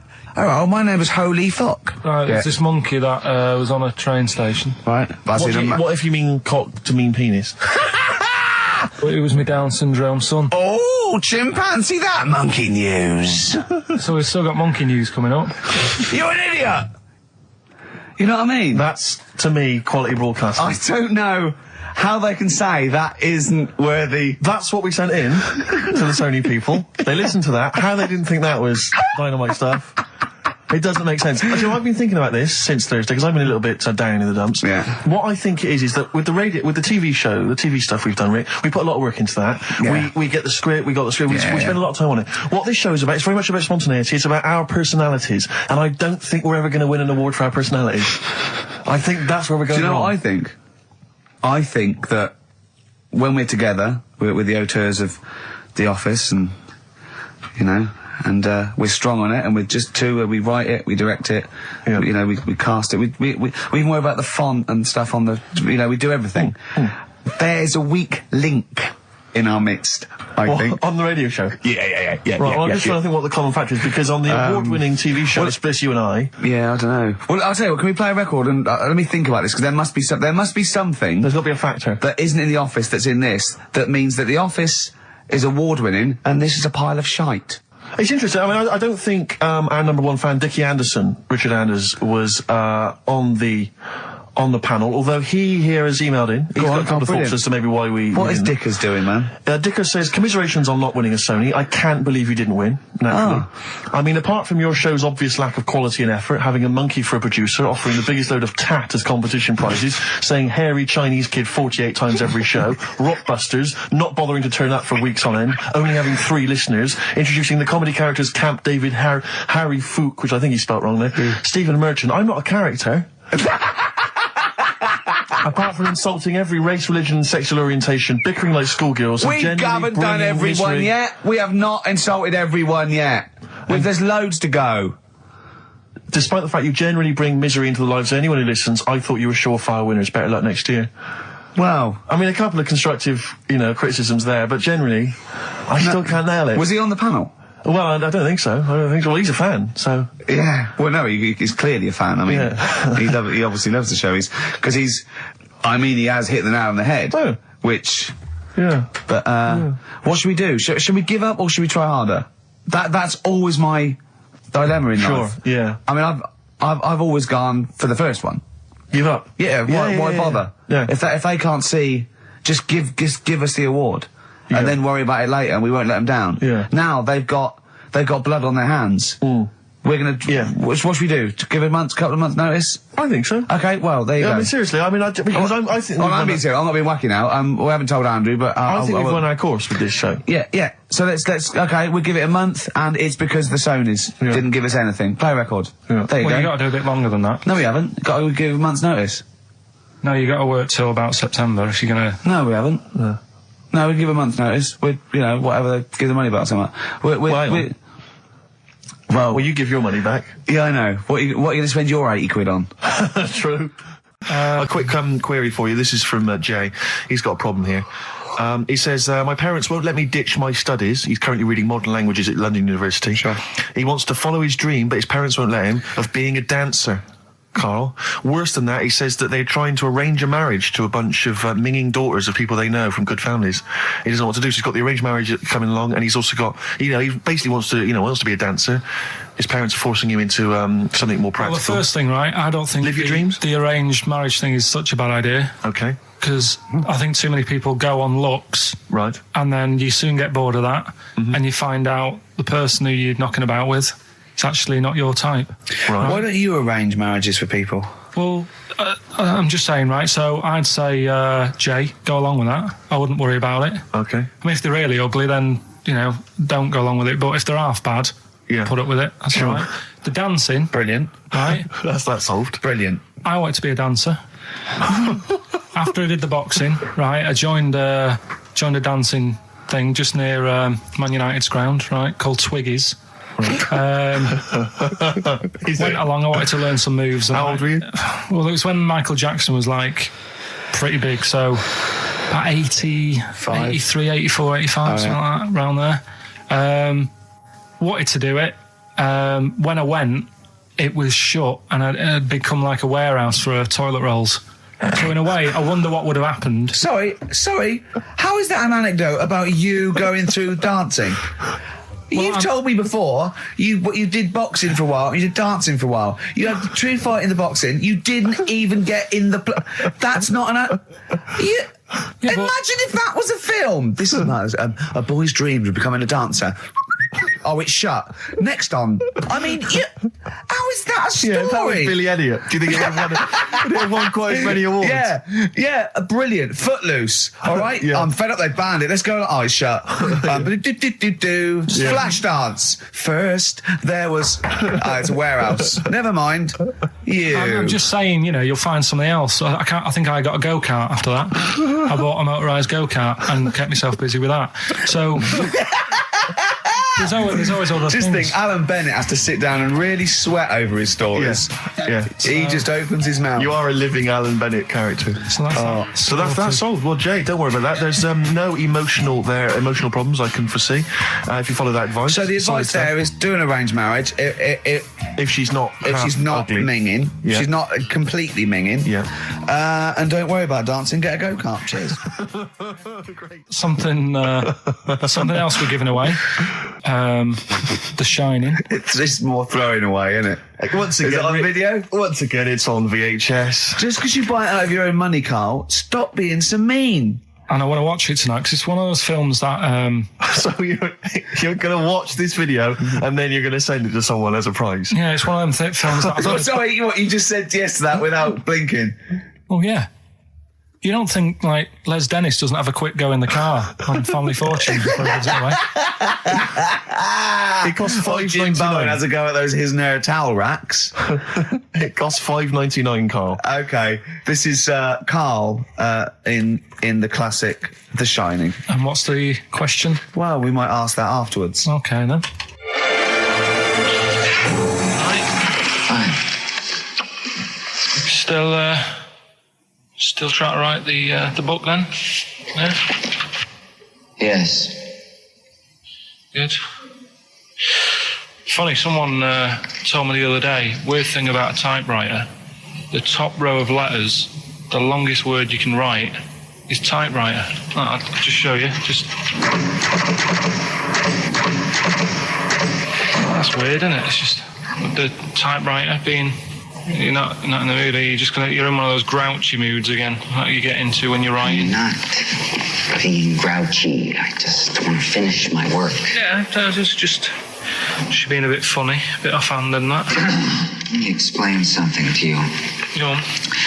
Whenever you come in here and interrupt me, you're breaking my concentration. You're distracting me. And it will then take me time to get back to where I was. Understand? Yeah, but I just was coming in to try and cheer you up. If you... I mean, I'm full of ideas as well. If you're having a problem coming up with stuff, got loads of ideas you could write about. The other day I read about this airy Chinese kid. What do you want me to do about it? No, it's just that it could make a good book Do you know what I mean? Sort of following round. That's swell. Well, I'd buy it, you know. But if you don't want to know, we'll have to. Don't bother doing it. But do you know what I mean? It's just airy Chinese kid. It's weird because they're not normally that airy over there. Yeah, this kid caked in it. But if you don't care, I wouldn't touch one hair on his goddamn little head. You don't have to touch any hair on his head. Like I say, he's covered. Leave the head alone if you want. Touch his hands. He's totally covered in it. But I love the little son of a bitch. Well, don't go that far. You haven't met him, but I can sort it out. I'd do anything for him. I don't think you'd expect that much. Just take him to the barbers 3 or 4 times a week. You know, he's a good little kid. In fact, I'll do it. I think I'll write a book on him. Yeah? How do you think you can handle that? Yeah. You're not too busy, are you? Well, yeah, I'm pretty busy. I've got to sort out some monkey facts for the show this Saturday, but I reckon I can still... Why don't you start right now and get out of here? All right. I will. You're going to be like that? Couldn't borrow a pen, could I? See you later. There you Haunting. go. Haunting stuff there. Karl Pilkington in The Shining. You know, in the film, Jack Nicholson goes crazy because the suggestion is he's maybe possessed by demons that maybe are in the hotel. But, you know, if I was stranded in a desolate hotel, removed from all human contact with Karl, I'd go mental with an axe without being possessed by demons. That's more chilling to me, trying to get some work done and you keep wandering in. I'm trying to get Karl to spend a couple of days in the caravan with me, just for the head of it. And he won't. I've offered him money, won't I? I think it'd be a great laugh, wouldn't it, Karl? Oh, yeah, great. That would be terrifying. No, I want to film it. I just want to film it. Like a little video diary. There's Karl there, he's just waking up. Well, if I was stranded in that would be like being... I may as well be with Freddy Krueger and Jason Voorhees. That's more scary. The thing is, Ricky doesn't mess you about as much as he messes me about. No, you see, you've given him an inch. You've given him an inch and he's taken a yard. 12:30 you got in today. In 30 minutes between 12:30 and 1. The old bin lid on the head. He wanted to do that again. Yep. Squeezing my head, think he had a go at. And karate chop on the back of the neck. Yeah. All in 30 minutes. Yeah. Who else can say that? That was Bowie and Waterloo Sunset. Love that. Love the original. Love Bowie. Bowie was my gig of the year. These are my singles of the year. These are our clips of the year. I'm Ricky Gervais with me, Stephen Merchant. We're just picking some lovely little bits and pieces. Do you remember when we talked about this? Look at Karl. I love that look at Karl. Karl is looking back and forth. You know when you sort of you go to a cat and it looks back and forth between two people? That's very much like Karl's looking at us now. Or when like a child sees a midget or something in the street. They're just transfixed, aren't they? And the parents go, don't stare. When we were pushing Ash, as our producer's in a wheelchair, and we were pushing him through the VC. Midget, we should make that. No, he's not a little midget. He's not tall. But we were pushing him through the VC, and this little kid just came up and just stood in front of him and looked at him. Yeah. I just laughed. It was funny. Do you do that? I imagine you get caught staring at things. Do you go up to people with problems and go, Mummy, is that a monster? Well, I was telling you one about when I used to go with my dad in the taxi. Oh, yeah. Tell us this story. Well, your father was a taxi driver? My dad he had loads of jobs, which he did back then, and they don't do that anymore, do they, people? They don't have loads of stuff. Sure. But at one point, he had a black cab, and I used to go with him. Used to get a beer crate and put it in the front of the black cab and sort of sit just next to the meter. And anyway, we got this call, and like the guy on the end of the radio said, "Oh, you've got your son with you, haven't you?" So he said, "Yeah." So it's just like, we've got to pick up at number 11 Village Lane or whatever. And I said, all right. And it was this woman. It was like a woman version of the Elephant Man. Wow, the Elephant Woman. Yeah, it looked like... it was really strange because I was in the front of the cab, and when you're a kid, if something looks odd, you're a bit scared of it, aren't you? Yeah. And my dad was like, look, be all right. And we're driving towards her. Don't worry, son, I've got loads of buns. And just to I'll just throw one down the street if you run after it. You're being mean, right? How old were you, 18? No, I was about 12 or something like that, 11, 12. And as we got closer to her, it looked like she was holding like a bag of spuds on her shoulder. For a snack. Right. And her head was all a bit mangled and messy and that. And my dad said, whatever you do, don't stare at her face. Yeah. And she got in the Because back. you turn into stone. Well, she got in the back, and I had like the mirror, the driver's mirror thing, and sort of having a look, trying to work out. And I mean, he said, don't stare at her face. I couldn't work out where her face was. It was that weird. Oh, God. So I'm not sure you're from Manchester. I think you're from like Narnia or something. Yeah, you got frog boys walking around. The Lord of the Rings. That got like the claws of a lobster and the head of a toad. Yeah. And you got women getting in with spuds for heads. I mean, what This is not Manchester. is This is not the place you grew up. This is mad. Oh, you can't believe it in London, can you? You come down and go, look, symmetry. It must be amazing. It must be a thing to do with upbringing now, mustn't it? And because, again, do you know, I've said to you before, years ago, when I was a kid and didn't have any worries, good-looking lad, you go through it a bit, have a few more worries, and you look knackered. Now, back there's a lot more worries and stuff, so you get a lot more freaks. Whereas in London, everyone's like happy, aren't they? I love the fact that stress can cause your fingers to fuse and your heads to grow. No, but if She must have been really stressed to have a head. Yeah. She was she an accountant or something? You know what I mean? But what did she do? What did she say? Where was she going, by the way? She couldn't speak. London Zoo, please. I think she was going to like a the pet fair. shop. Seriously, honest to God. On my mum's life, she was. Because at the end of the day, that's a good thing with animals. They don't judge you, do they? She's not an animal. She's a human being. She's not actually an elephant. No, but you know the elephant man was not actually an elephant. You understand that? He's got no elephant genes in him at all. No. That was just a cool name people gave him. Yeah. No, it's the name of the disease, isn't it? Elephantitis. Look, so listen. So this woman, why was she going to a pet shop? She was going to a pet shop. To find a husband. Is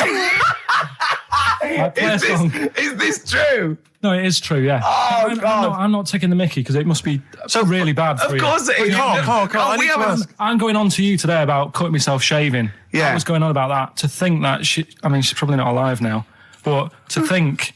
But you're saying that you're going to say this is a worse problem than a little cut shaving, aren't you? Yeah. Yeah. Do you know what I mean? I think you're right. Carl, there's a couple of key questions I need to ask. One, if she couldn't talk, how did she tell your father where to drive it? Did she have it written on a note? Did she point with her nose? Yeah. Right, this has got silly. Pick your song. But also, finally, where did you say she lived again? It was like in a village, a little small village. Right. Just hidden out of the way. All I'm saying is we could maybe get like some sort of coach, book some coaches, get a coach party up there to have a look at her. Take some photos. And now you can make some lemonade. The offspring of a woman and some spuds. Yeah. Just animal facts. I remembered one in the week. Go on. There was, do you know them two gay American men who have tigers? Okay, the two gay ones, Those go are on. Two possibly gay guys. Yeah, let's not worry about libel law anymore then. Yeah, if you go on. shave a tiger's head... Whoa. Right, okay. You've got to treat that sentence with a lot more reverence than you did. Think what you're saying. If you shave a tiger's head... Not just its head, its whole body. Sorry. Sorry, yeah. So I thought you were getting weird. Go on then. If you shave a tiger, go on. It's still stripy underneath. The skin's... Is it like rock? It goes all the way through. Yeah, that's amazing. Where did you hear that one? I remembered that. Like, I was that a drunk just shouting it in the street? I shaved a tiger and it's still stripy. Get out of here. Yeah. Well, you know a polar bear? Polar bear's skin is actually black and its fur is transparent, not white, and it gives the illusion. So it gets all the radiation possible from the sun, but it's still camouflaged. I didn't understand that, Rick. Sorry, you lost me. If its skin's black, a polar bear's skin is black, and its fur is translucent, and its fur is translucent. So why is it white when we? Well, it's just because the light hits it and the sun reflects on. Yeah, and it makes it look white. Yeah, so if you look at each individual hair, it's actually translucent. So at night it would be black. Well, everything is. Is it? Yeah. Oh, not bright stuff, Rick. You've embarrassed yourself. Play a record. Carl, more people from your past. Debbie Carr? Yeah, she was another nice one. What does that mean? Is that a euphemism? No, she was one of them that you'd sort of go, she's nice, but she'd never be your girlfriend. Do you know what I mean? She was, not really. Even though she was in the same year, she seemed a lot older. Right. And it wasn't a teacher, was it? There was three of them who all hung together, and they seemed to hang around like the older kids, the ones who looked like men. Do you know what I mean? Yeah. What did you look like then? Well, it's just that I had youthful sort of looks, whereas like the older ones had like beards and stuff. It's the gang of boys in the fifth form with beards. Were they smoking pipes? Come over here, me filly. Oi, Debbie Carr, come over here, you little beauty. No, but she was like... I love that. They were hanging around with beards. There's the big boys. Oh, fishing. Lovely beards. What do you I mean? just see a whole row of George Bernard Shaws. Brilliant. How do you do in history, boy? Think got an E. You're an idiot. Oh. They were like, you know, I'd be there sort of playing punching people in the arm. Oh, that's a great game. Oh, I love that, punch people in the arm. Is that part of the Olympics now? I think it was exhibition this year. Right. But it's going to be a pro next year. It's going to be the Winter Olympics because you've got to do it in just a cap sleeve shirt in winter. Yeah. So you're playing that? She, but whilst But she didn't appreciate that. She used to go, ow! No, I always think whilst I was doing that, they were like the Charlie's Angels and they'd be sorting out a mission somewhere. Because they were really like, there was something about them that you thought, you know, they're special. They were private detectives. What do they work for a man they never see? Okay, well, here's a name I'm interested in because, well, let me just tell you the name first. Adam Clifton. Oh. Go on, what are your thoughts on Clifton? He was one of them kids, he was alright, but he had that thing when, if you didn't have enough milk. He had like, wrinkly hands and... white bits in his nails. Oh! Because you didn't have enough milk? Yeah. So therefore, you didn't like him because you didn't get enough milk? This is not to be confused with the two people with the big heads and the webbed feet, is it? Webbed hands. Well, what's interesting... I know that they weren't related. They must have been somewhere along the evolutionary sort of trail, do you know what I mean? They must have come from the same sort of stock. But you wouldn't have liked him. It's just one of them people. He was alright, but... Ash, and sometimes, lovely song. Got to apologise to our producer there. He was worried about there was nothing wrong with it. It's just like saying you like watching birds in the garden. It's just that I think you're better than that. I know, it's cheap, isn't it, to say like we like I tits. like tits. Yeah, I like cocks. So are we a bit more literary now? One of my favourite things is Fanny by Gaslight. Really? That's interesting. That's interesting. I'm a big fan of Moby Dick. The book, Moby Dick. Yeah, not the medical condition. There's nothing in your no, it's the big horrible thing that used to swallow semen. Yeah. Now in the winter, Steve, go on. There's nothing I like more than to keep my hands warm in a muff. No, sure. You mean those kind of furry things that sort of classy-looking ladies? Yeah, posh ladies often put their hands in. You know when you have a nice, like, a party and they're all leaving. Winter party. And you might take the wrong hat or something. There's nothing I like more than to see two posh women with their hands in each other's muffs. Oh, that's always a And they're going, oh, this must be yours. Yeah, that is always funny. Yeah. That's always funny. Yeah. But seriously, no, I'll stop this. You're right. I've got a degree. I just remembered that my favourite Beatles song is "Come Together." Yeah. Now we're going to stop this now, Carl, because it's childish. You're right. I've got a philosophy degree, for Christ's sake, and it's about time. Who's your favourite philosopher? Do you mind me asking? Well, I would tell you, except when I have a talk about it, I go into a Cockney accent. Really? So it can be like my favourite philosopher. I like a bit of Kant. Right. Is that Immanuel Kant, the philosopher? Yeah. That's strange. Yeah. That's strange. What's his name again? Kant. Oh, yeah. That can be weird. Can be strange. Look at Carl's face. Look at his face. Join in, Carl. Undo your trousers. We'd be like Stan Boardman when he told the Fokker joke. Yeah. We won't do local radio again for 10 years. 50 Cent in Da Club on XFM 104.9. We're playing our favourite singles of the year, and we're looking back over some of our favourite clips of the year. Did you have to have that thing done where they say, what side do you wear your member? What side you dress? They don't say what side you wear your member. That would hardly be a euphemism, would it? So they say what side you dress, sir. It means what side your little John Thomas leans, doesn't it, on rest, usually to the left, isn't it? Your little left testicles. If I said to you now, what side do you wear? Hang on. Do you know? It would be left. It would be the left. That's what I mean. If standing there, right, with nothing restricting it or holding it in or holding it up, right, it sort of leans. Your one ball is sort of like slightly back and lower, isn't it? And your little John Thomas rests there, so it's left. And the reason they ask it is so they don't put the tape measure up on the left and squash your willy or touch your willy. So it's nothing to do with like, well, you'll need a bit more room of sort of more material on that side, or. Well, no, I don't think they compensate. It's just when they put when they stick that up into your groin, they don't want to come in contact with your little. The thing is, I don't know what side I wear stuff on. I just sort of pull my pants up and wherever it wants to go that day. But maybe it's not big enough to sort of make any, real decision. But like now, I'm sat here right with my jeans on. I don't know where I am. Well, that's clear from hearing you talk. No, but what I mean is, if a fella said to me, "What side are you? What side's your member on?" Member. What is this? What is this? The use of the word member suddenly? I'd go. Well, it's not. It's usually not appropriate. And also, I imagine in the old days they had big baggy pants that used to sort of like hang down. And now, like with those stretchy boxers and briefs, it's sort of held up in a nice little, neat little parcel, isn't it? So it's probably not appropriate. It doesn't come in contact with your little snake. So, Did you ever? What, have you ever heard that? Are you telling me a tailor has asked you that and you went, "What do you mean, mate?" No, I've never. I've not really had one made to measure. I had one made when I was a kid, but since then I've sort of bought a suit off the hook. But when you were saying about buying a suit, I know that question sort of crops up, and I don't know what the answer is. It just annoys me the way I don't know. There's no surprises anymore. Do you know what I mean? People know. What do you mean? He's going to go, right, I'm going to measure you now. Which side shall I measure? Go, well, pot luck, go on, have a look. Right, there you go. Oh, you got it. You checked me out. What do you mean there's no surprises anymore? What are you talking about? Everything you say is a surprise. Everything you say. Every opinion you have is a surprise to me. What I mean is, why aren't people just happy just to go, well, depends, doesn't it? I'll just pull the pants up wherever it wants to go. I'm happy. What do you mean? Why is this such a big issue?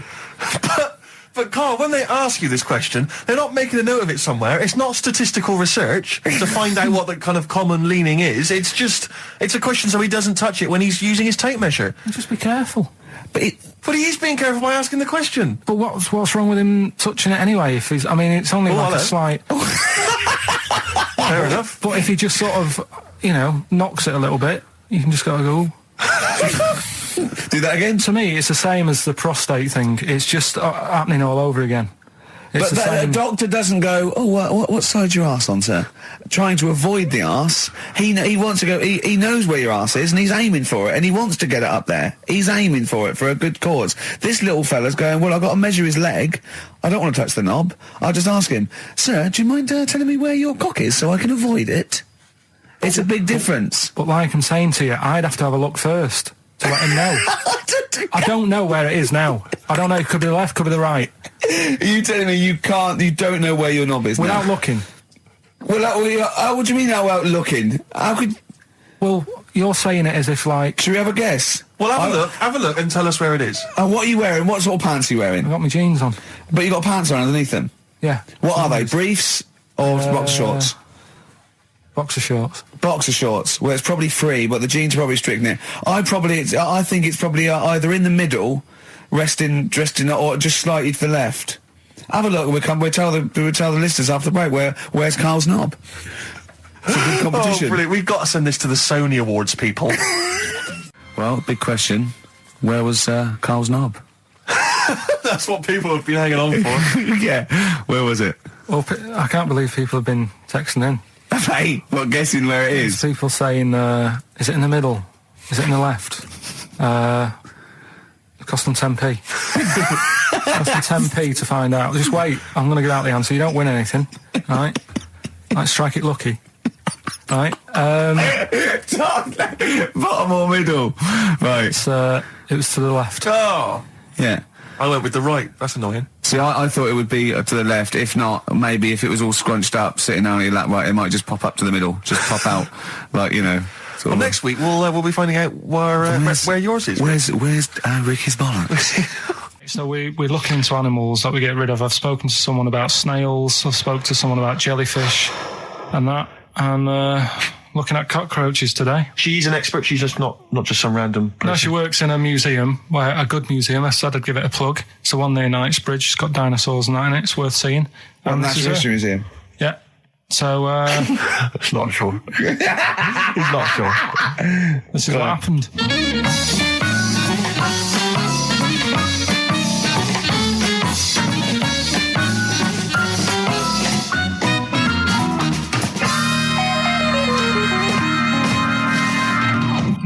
I'll do, I'll tell you as much as I know, and then you can fill me in if I'm right or wrong. And then at the end of it, we'll get to the bottom of whether we need them or not. Okay. All right. So first of all, the first thing that I found out is that they have 18 knees. That's not exactly possible. They're insects, so they have 6 legs. Yeah. And a knee is usually the junction between femur and tibia. That's sort of classic human knee, and every other animal knee. So with 6 legs, you can only have 6 knees. Could somebody sort of got mistaken for seeing one that was a bit double jointed? I think you're grasping at straws or something. All right. Well, we might have to come back to that one then. Okay. They can hold the breath for 40 minutes. Well, they don't do that because they don't breathe in the same way as us. They breathe through little spiracles, holes down the side of the body. So, no, they're not a very apt simile because the method of breathing is so different. What do you mean? Because insects have a totally different system. They don't have lungs in the way that we do, and just breathing through one part of the body. They're actually breathing through every segment of the body all of the time. So even though they've got their mouth shut, they might be able to slide. Their mouth has nothing to do with breathing. So only just feeding. So you see, maybe that's where someone's gone wrong. Someone's got hold of one and sort of taped its mouth up or something and got bored after 40 minutes and said, well, we'll call it right. It's a unkind thing to do to an insect, even to a cockroach. Yeah, but it's all... Can't do that. Yeah, but... No. Pretty unkind thing to do to anything, even a cockroach. Something else I found out. Yeah. They can live for a week without an head. Well, that's true if they don't bleed to death in the process. But the weird thing is, when I told you that they had 18 knees, you seemed a bit sort of like, don't talk ridiculous. But then we're talking about an animal that can live without an head. So there's a little bit of truth in that one, yeah? Yes. Why, when it was invented, has it got that facility? Say if someone said to humans, we could do that with humans, and, you know, if you lose your head in some accident, it gives you a bit of time to sort of go back to your family and maybe write them a note. You won't be able to have a chat, but write them a note saying it was my own fault and it was nice knowing you. Well, that would be a useful facility, I agree. But cockroaches are great survivors. I mean, they've been around for over 300 million years. They're one of the most primitive insects. All right. Well, I've also... is it true that they do a lot of resting? Apparently they can sort of rest for 75% of the time. Rest? Yeah, they just sit about doing nothing. It's probably true of a vast proportion of the world's fauna.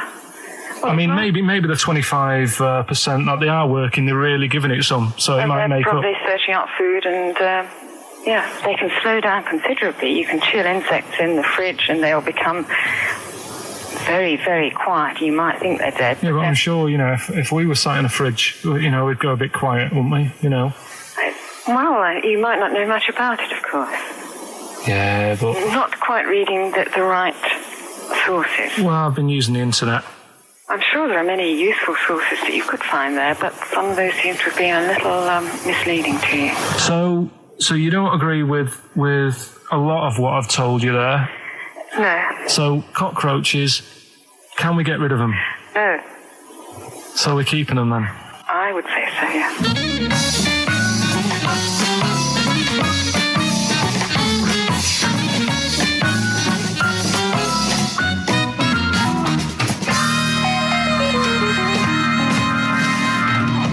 I think we should get her on more often because she sounds like she'd be a bit of an ally, really. Because she knew immediately that you were talking nonsense. She even said, I think you should be more concerned about your sources, which I've been trying to tell you for a year, right? The fact, I mean, 18 knees, where did you get that from? It was on the internet. They can hold their breath for 40 minutes. I mean, I don't know what you read and take on. Mad world, don't it?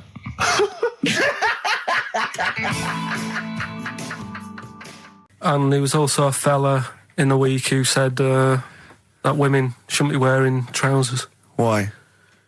Because they don't look good in them. What do you think? What do you think about that? It's rubbish. Yeah. These are the only things that have caught your eye over the last couple of weeks. This is the entire news. Galileo did something with light. A French fella said women shouldn't wear trousers.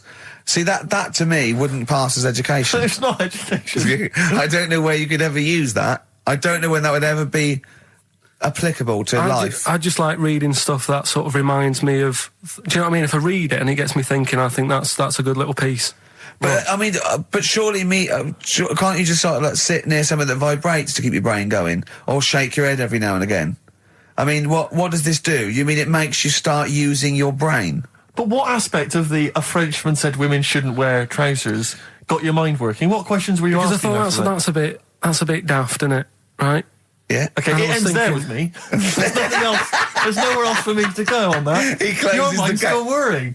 Yeah, go on. What do you think? Let's go through this. Oh, I wish we could download his thoughts. I know. Just watch it. Yeah. Wouldn't it be great, like a DVD? Cartoon. Imagine that extra footage on the Office DVD. Yeah, Carl's brain. That would be with amazing. Oh, with the commentary. Go on. Women wearing trousers and that, right? On the estate that I grew up in, on right? There was a woman about 4 houses down, right? Rough. Now, she used to wear leggings. Yeah. Now, they're a bad idea. They are a terrible idea. I agree with you there, Carl. If you're a lady of what the colour? normo persuasion... Were they pink? No, they were sort of black, but with all bits on them. Oh, right. Do you know what I mean? What, toast and just horse droppings? Yeah, go on, yeah. And she used to... she's quite a big woman. Sure. Pauline Quirk, I think, described her as. Looked like a light bulb. Which it is those kind of women that are attracted to leggings. Yeah, I know, yeah. They are drawn to them like a moth. Yeah. She used to wear them, and that's what I remember when I read this piece. And she used to work on one of those sex line things. Right. She used to do that. But... What, was she, an engineer? The weird thing with her was... she had big eyelids. Right. Go on. That were too big, and this is what I was thinking. What do you mean she had big eyelids? How big do eyelids have to be for you to go, they're big eyelids? What was she shoplifting with them? Would she come out of Dixon's with, like, radio stored in them? What do you mean she had big eyelids? It was another one of them popular things around our way. Do you know? Like, what do you mean popular things? They go, oh, I'll tell you what, they're all the rage. Can I get some big eyelids, please? No. It was just like one of them things that people suffered with. Just big eyelids. They could hardly open their eyes. What do you mean? What do you mean? That's one of them popular things around where I grew up. People had big eyelids. They could hardly open their eyes. What does that mean? What sort of freak town were you born in? You had webbed feet people with big heads. You got women with big eyelids. What does big eyelids mean? Are you confusing her with the horse? Yeah. Did she have hooves? Look, what? Just anyway, so there's this big eyelided woman with the leggings. And that's what I'm saying to you, though. That's... When I read that story with people with trousers, I went from that to a woman who used to have big eyelids. I still don't know the point. But then, and also the other bloke who had the eyelid problem was a mate of mine. Right. His dad had it, and same problem, massive eyelids. I don't know what that means. I don't know what that means. I used to say to my mum, I'm going round to Dave's house, and or Drew say, Pig, well, as you call him. That's all right, but make sure his dad doesn't take you out in the car, because he could hardly see. He had to have his head.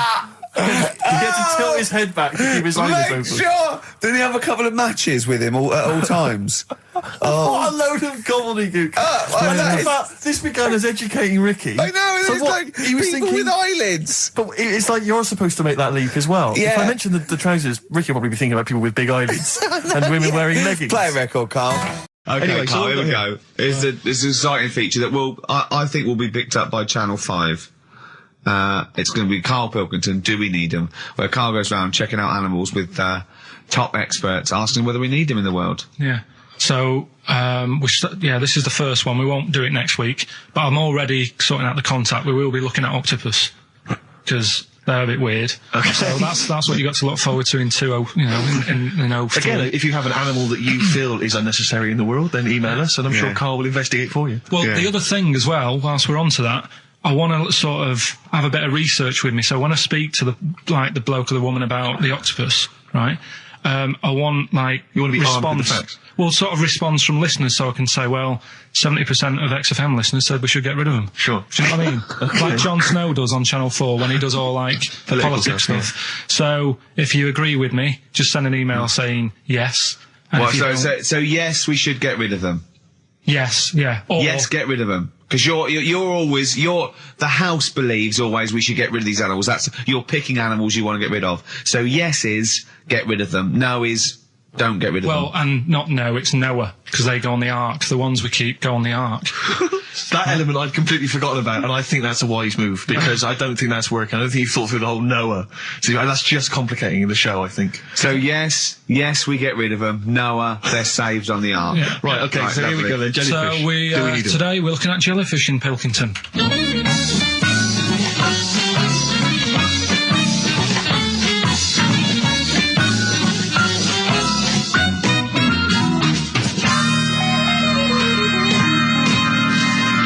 Right, I'm talking to Vicky, who works in an aquarium in Anglesey, isn't it? Yes, it is, yes. Right, brilliant. Today we want to find out if we really need jellyfish. I've got a bit of a problem with them anyway, because I've been stung by one, and I've done a little bit of research into them. So I'll tell you what I know about them. Okay.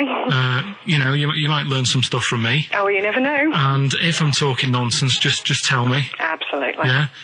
Right. So first of all, they don't have eyes, do they? No, they don't. Right. So I'm right with that. No lungs. No lungs. They haven't got a heart. No hearts, heartless. And they're made up of like 97% water. Yes, they are. So they're pretty useless, really. Well, they have got a nervous system.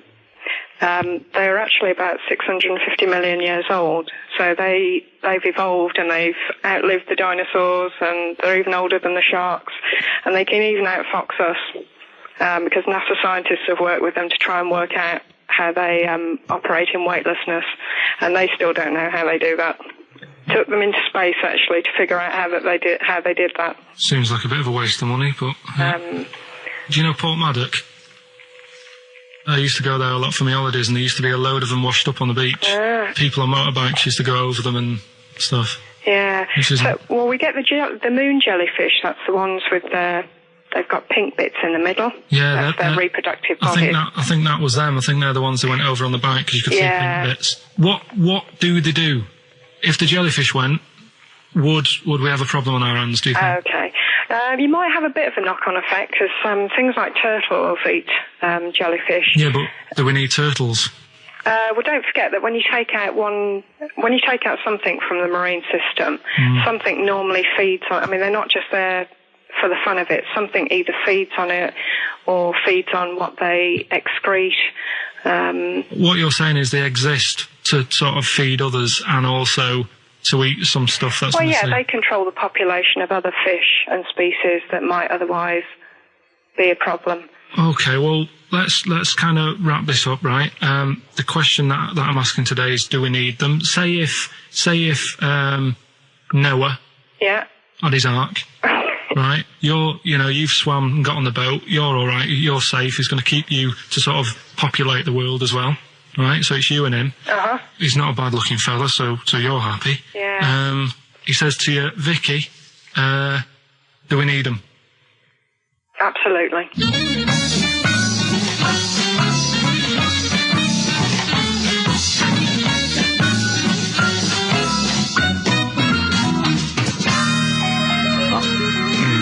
I don't even know why she even gave you that interview. When you start off with, trying to find out if I need you, but what did you tell her to get her to talk to you? Just said I'm doing some research on stuff. Did she think you were a schoolboy or something? No, she just said, oh, all right. She said, how long will it go on? I said, not long, just like 5 minutes, have a quick chat. And she loved it, didn't she? She sounded happy to take part in that. So the fact I know the fact that you've got an expert and you suggest that she's going to be having sex with Noah. He's a good fella, so you're happy. She goes, yeah. I mean, I don't know why you stopped there. Didn't go into positions or something. I can't believe. The problem is, really, I didn't get to the bottom of what I wanted to say because... Oh, no, you did. That's it. That's done now. That's a pretty good academic work. That's proved, yeah. No, but the turtle thing, you know, when she said, if you get rid of them, the turtles, you know, won't have anything to eat. But when she said that, I mean, I couldn't say it because it would have took her off and confused her. But... Well, she's a scientist. She's easily confused. Well, say, like, when Suzanne is working, right, I'm not a very good cook, so I always get, like, an Indian in. Right. What? To do the cooking for you? So, right, I'll have an Indian. Right, now, say if, for some reason, it closed, I'd get a Chinese. So why don't the turtle just... There's loads of stuff in the sea. But I didn't want to get too heavy on her, but... It's pretty deep. Oh, that is genius. But we'll look at... But so the fact that she said, yes, you need jellyfish, does that mean that you've changed your... I mean, what I'm saying is, does her answer go? Does that stand? Yeah, it does, yeah. It does, does it? It does, yeah. Whatever I get the expert to say, I try and get them in a corner. Right, you try and argue them into a corner. Argue them into a corner, but that time she wasn't having any of it, so we've got to carry on having them. Yeah. So in the new year, we'll be looking at octopus. Okay. Yeah? Yeah, great. Let's place and feeder. Right. It's all right, love. The batteries are included. Got you a pumice stone. Right, now, do we need them? Do we need them? It's something we started a few weeks ago. We're always talking about animals and insects and that. And it's like, you know, if you took an animal out of the world, would we have problems? Right? Would it make any difference? Yeah, would it make any difference? We did jellyfish last time, didn't we? Yeah. We sorted that out. The woman said we've got to keep them. We do need them because turtles eat them. Yeah. So I've moved on. Octopus. Do we need the octopus? Yeah. Let's find out.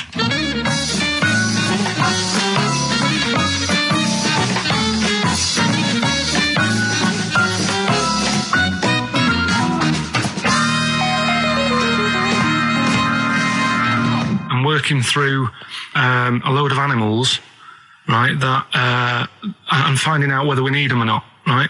Right. Because, like, jellyfish, to me, I'm a bit puzzled by them. I don't really know why we need jellyfish, and I spoke to some expert. Turtles eat them.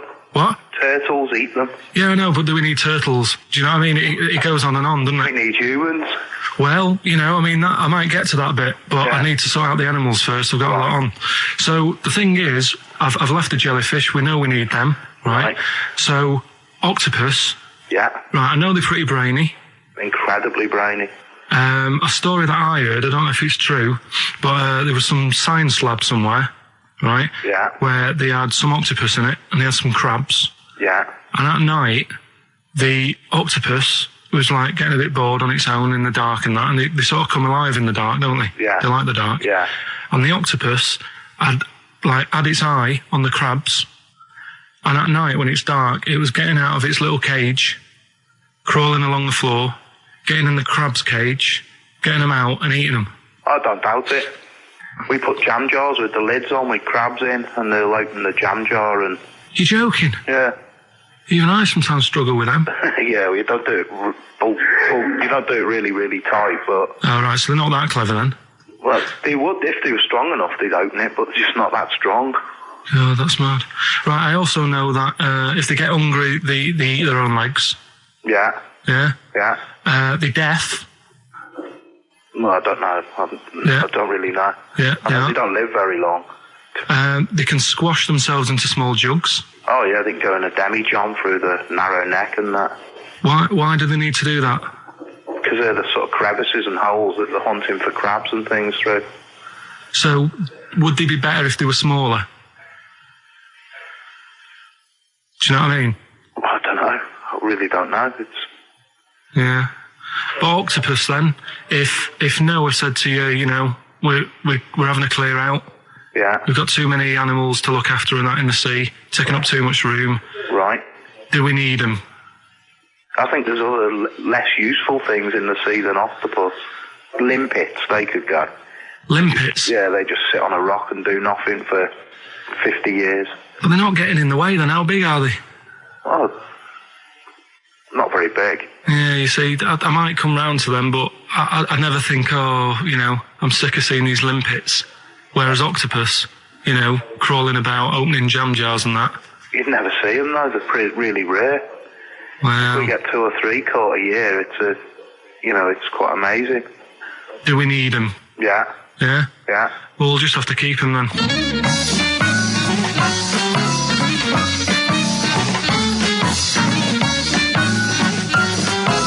I love that Carl can confuse a scientist. Yeah. Yeah, because all systems of logic break down. I know. Everything they've ever Even the learned. scientist was going, well, get rid of Olympics. Yeah. And who brilliant. was that guy? I think his name was Chris. And where was he from? In a place called Megavissi, where I went one year. Megavissi. And is he he's a scientist, is he? I think he's got a fish shop or something like that. He's got a fish shop. No, he doesn't. Well, like an aquarium type place. Oh, right. So A fish shop. It wouldn't fish and chip shop. It wouldn't be past him that he, a Winkle store. He's got a Winkle store at Poole Harbour. Yeah, that's an expert. Oh dear. but, what have you learnt from that then? Well, that we don't know whether they're deaf or not because the bloke in the chip shop couldn't confirm it. They eat their own legs. Think of That's that. a bit weird. Yeah. That's They eat their weird. own legs. Eat their own legs if they get hungry. Right. And they grow back, don't they? I think so. Yeah. If you eat one, they'll grow back. Yeah. And yeah, you can put them in little jars and that. If you wanted to. Yeah. It's just a bit weird, isn't it? It's like no, but do you know, like, people have a go about being cruel to animals and that. But what he was saying there is, right, what they've watched an octopus do. They've got hold of a crab, right? So that'll be being stressed out because it's out of the water. Yeah. They've then stressed it out even more by putting it in a jar, Right. which he didn't like. And then an octopus is crawling about on the jar. Yeah. And the crab knows that the octopus wants to eat it, right? Yeah. So then it's having more frets Yeah. because of that. And then they let the octopus eat it. Yeah.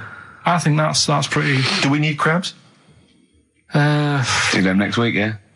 Well, I want to sort out snails first. Right. Right. What's your pitch for snails? What do you know about snails? I know that bats eat them. They can sleep for 13 years. Right. Can you believe that? Okay. He said to me, snails can sleep for 13 years.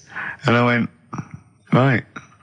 He went, thing is though, if it was a scientist and he was looking at it and he put it in a quiet place, it might well doze off. He said it wouldn't be the same if it lived on the streets. And then we went on to a whole thing about homeless. He wants to do a game show with celebrities being homeless for a week. What do you think? What should we do next? What should we do next? It's too much. Do we need them out of the way? Let's do we need them out of the way? Yeah, just Let's explain it again. if you're new, I'm sort of on a bit of a mission to find out. We've got a lot of animals and insects in the world and stuff. Yeah. Do we need them all? It still amuses me. So we've found out we've got to keep jellyfish. We've done octopus. Just said we've got to keep them. This week, snails. Do we need them?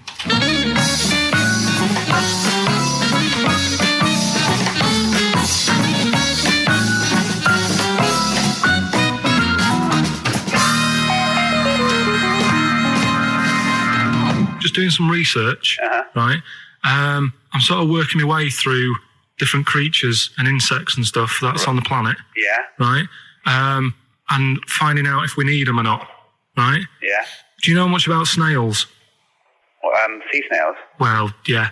Snails in general. Don't know much about snails, land snails. I know a bit about sea snails, like whelks, top shells, that sort of thing. Would you say they're important?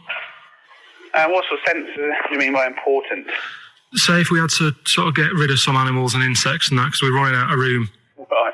Do you know what I mean? Because I'll tell you what I know about some snails. I don't know if this applies to sea snails as well. I mean, I called you today because a lot of other places are shut. Yeah. Right? So I know they like to eat stamps, apparently. The glue on stamps. They love it, right? Right. Apparently a lot of letters and stuff aren't getting to where they're meant to be getting because snails are crawling into letterboxes and eating the stamps. That obviously doesn't apply to the sea ones, but that's a problem they're causing. All right. Were you aware of that? No, I didn't know that. Bet you're glad you answered the phone today. Right? They love beer, Beer, yeah, who doesn't? and also, I don't know if this is right, but I heard that they sleep for 13 years, or can do. Right, I wouldn't know if they can sleep for 13 years or not, but I mean, sea snails are pretty important. Yeah, They do quite a good job in the sea. They graze on algae and they provide food for other animals. I mean, you can say that about any fish, you know, or any animal. Why do they exist? Would you be upset if, you know, someone said we're getting rid of them? Oh yeah. You would be. They're an animal, you know. I wouldn't. Forget being like favouritism and all that I get for them, right? There'll be other things knocking around you can sort of spend your time looking after. You'll still have a job. Don't be worrying about that. Because I'm not going to get rid of all the fish. Jellyfish need looking after, so you're safe. Yeah. But do we need them?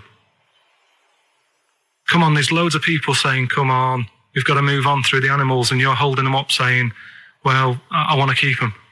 Well, who's saying we need to... That just sounds a bit crazy to me. Just imagine. Do you know what I mean? And they would come to you because you work in an aquarium, so they'd be asking for your advice.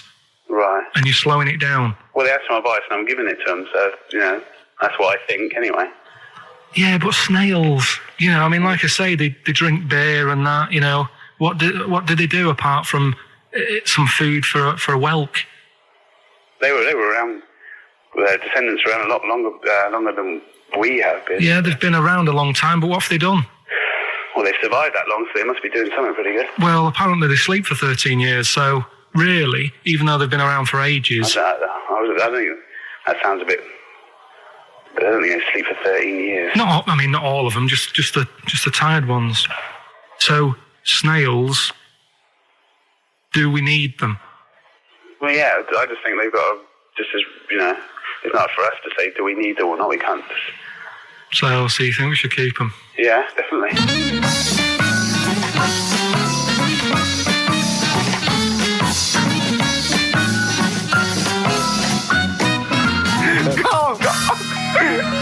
Carl, I'm proud of you. He was getting really quite annoyed. I know. What did he think he was doing? What? I don't know what you tell these people. I mean, you don't get their permission to play this out, do you? You just don't say the that. thing is, right, I sort of told him what it was about, but we won't say who he is or where he works, because it doesn't matter. I just needed to speak to someone who knows.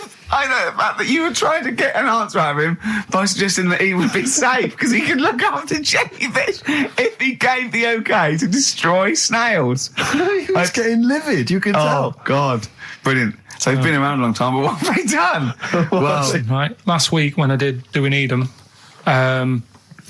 do you know when I called up one of the museums in a science museum? Yeah, you talking to me? Yeah, I'm just saying, I wanted to tell you before when the song was on, but you're so busy listening to it. Yeah, was I so busy listening to a song I was playing? Yeah, but we're doing a radio show, aren't we? All right, what's your point? Well, I just wanted to say, she emailed in to say I got her name wrong, so I'm just apologising for that. What did you call her? I think I called her Jessica. What was her name? I don't know, I've got it on email somewhere. This is not an apology. No, I'm You've just got saying... it wrong again. You've not even said her real name. How is that an apology? Well, I remember, I read the email, so, yeah, But who are you apologising to? I think her name's Jackie, I think. Oh, you've got it wrong again, haven't you? Well, anyway, and she just said if you want to see dinosaurs and that, go to the museum. You were complaining about that as well, weren't you? You went to a museum and there was too many dinosaurs. He said you just need 4. No, well, Steve, have you been to the one in Knightsbridge? I think this so. one that I called up, right? It's nice. You go in, you get a good collection of stuff. You walk in, there's 3 or 4 dinosaurs. You've had enough, right? I went into New York, right? Went to the museum there, hundreds of them. You can't move for dinosaurs. Yeah. It's almost like they're responsible for them being extinct. There's loads of them. So all I'm saying is, if you want to see a dinosaur, go to the one near Knightsbridge. They've got a nice selection, some old vases and stuff. It's worth going. So That was great, Carl. Play a record. What have we got now? Right, so we're looking into animals that we get rid of. I've spoken to someone about snails. I've spoken to someone about jellyfish and that. And looking at cockroaches today. She's an expert. She's just not just some random person. No, she works in a museum, a good museum. I said I'd give it a plug. It's the one near Knightsbridge. It's got dinosaurs and that in it. It's worth seeing. One Natural History Museum. Yeah. So, It's not sure. He's not sure. This is what happened.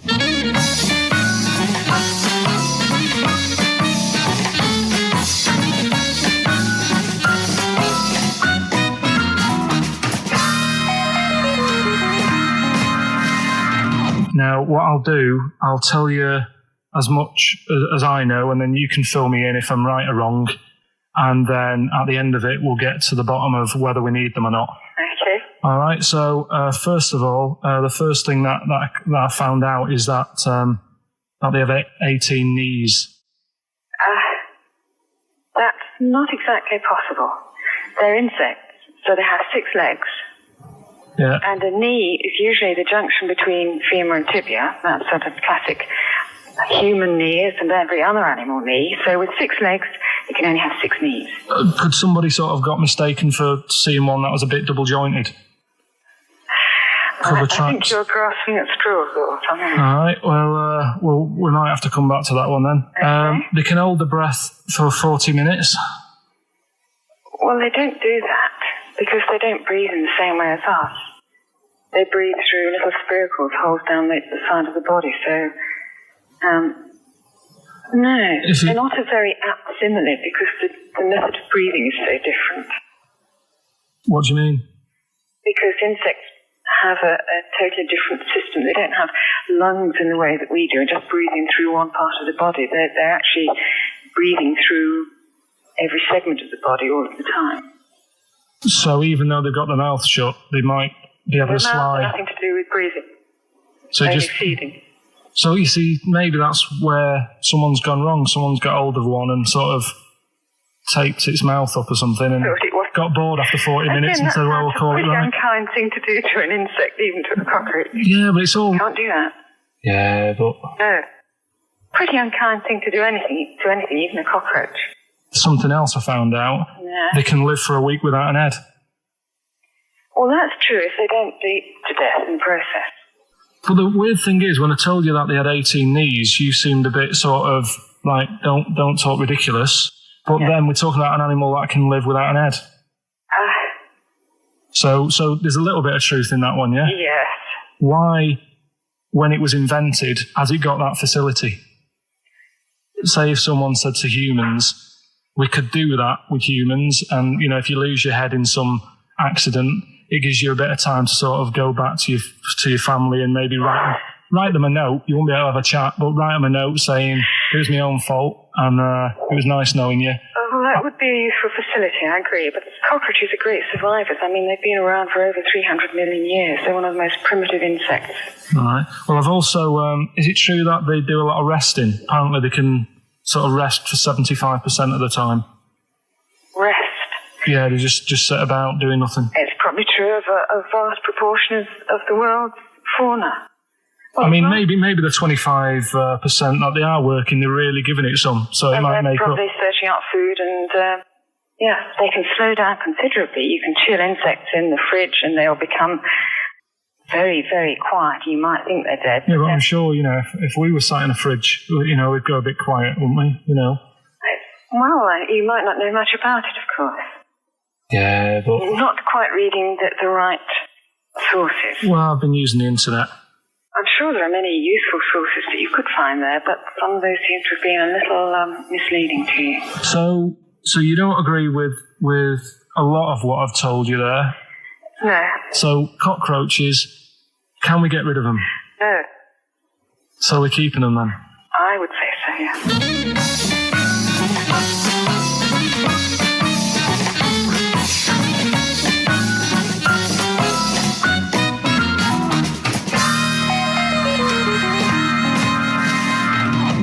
I think we should get her on more often because she sounds like she'd be a bit of an ally, really. Because she knew immediately that you were talking nonsense. She even said, I think you should be more concerned about your sources, which I've been trying to tell you for a year, right? The fact, I mean 18 knees, where did you get that from? It was on the internet. They can hold their breath for 40 minutes. I mean, I don't know what you read and take on. Mad world, don't it?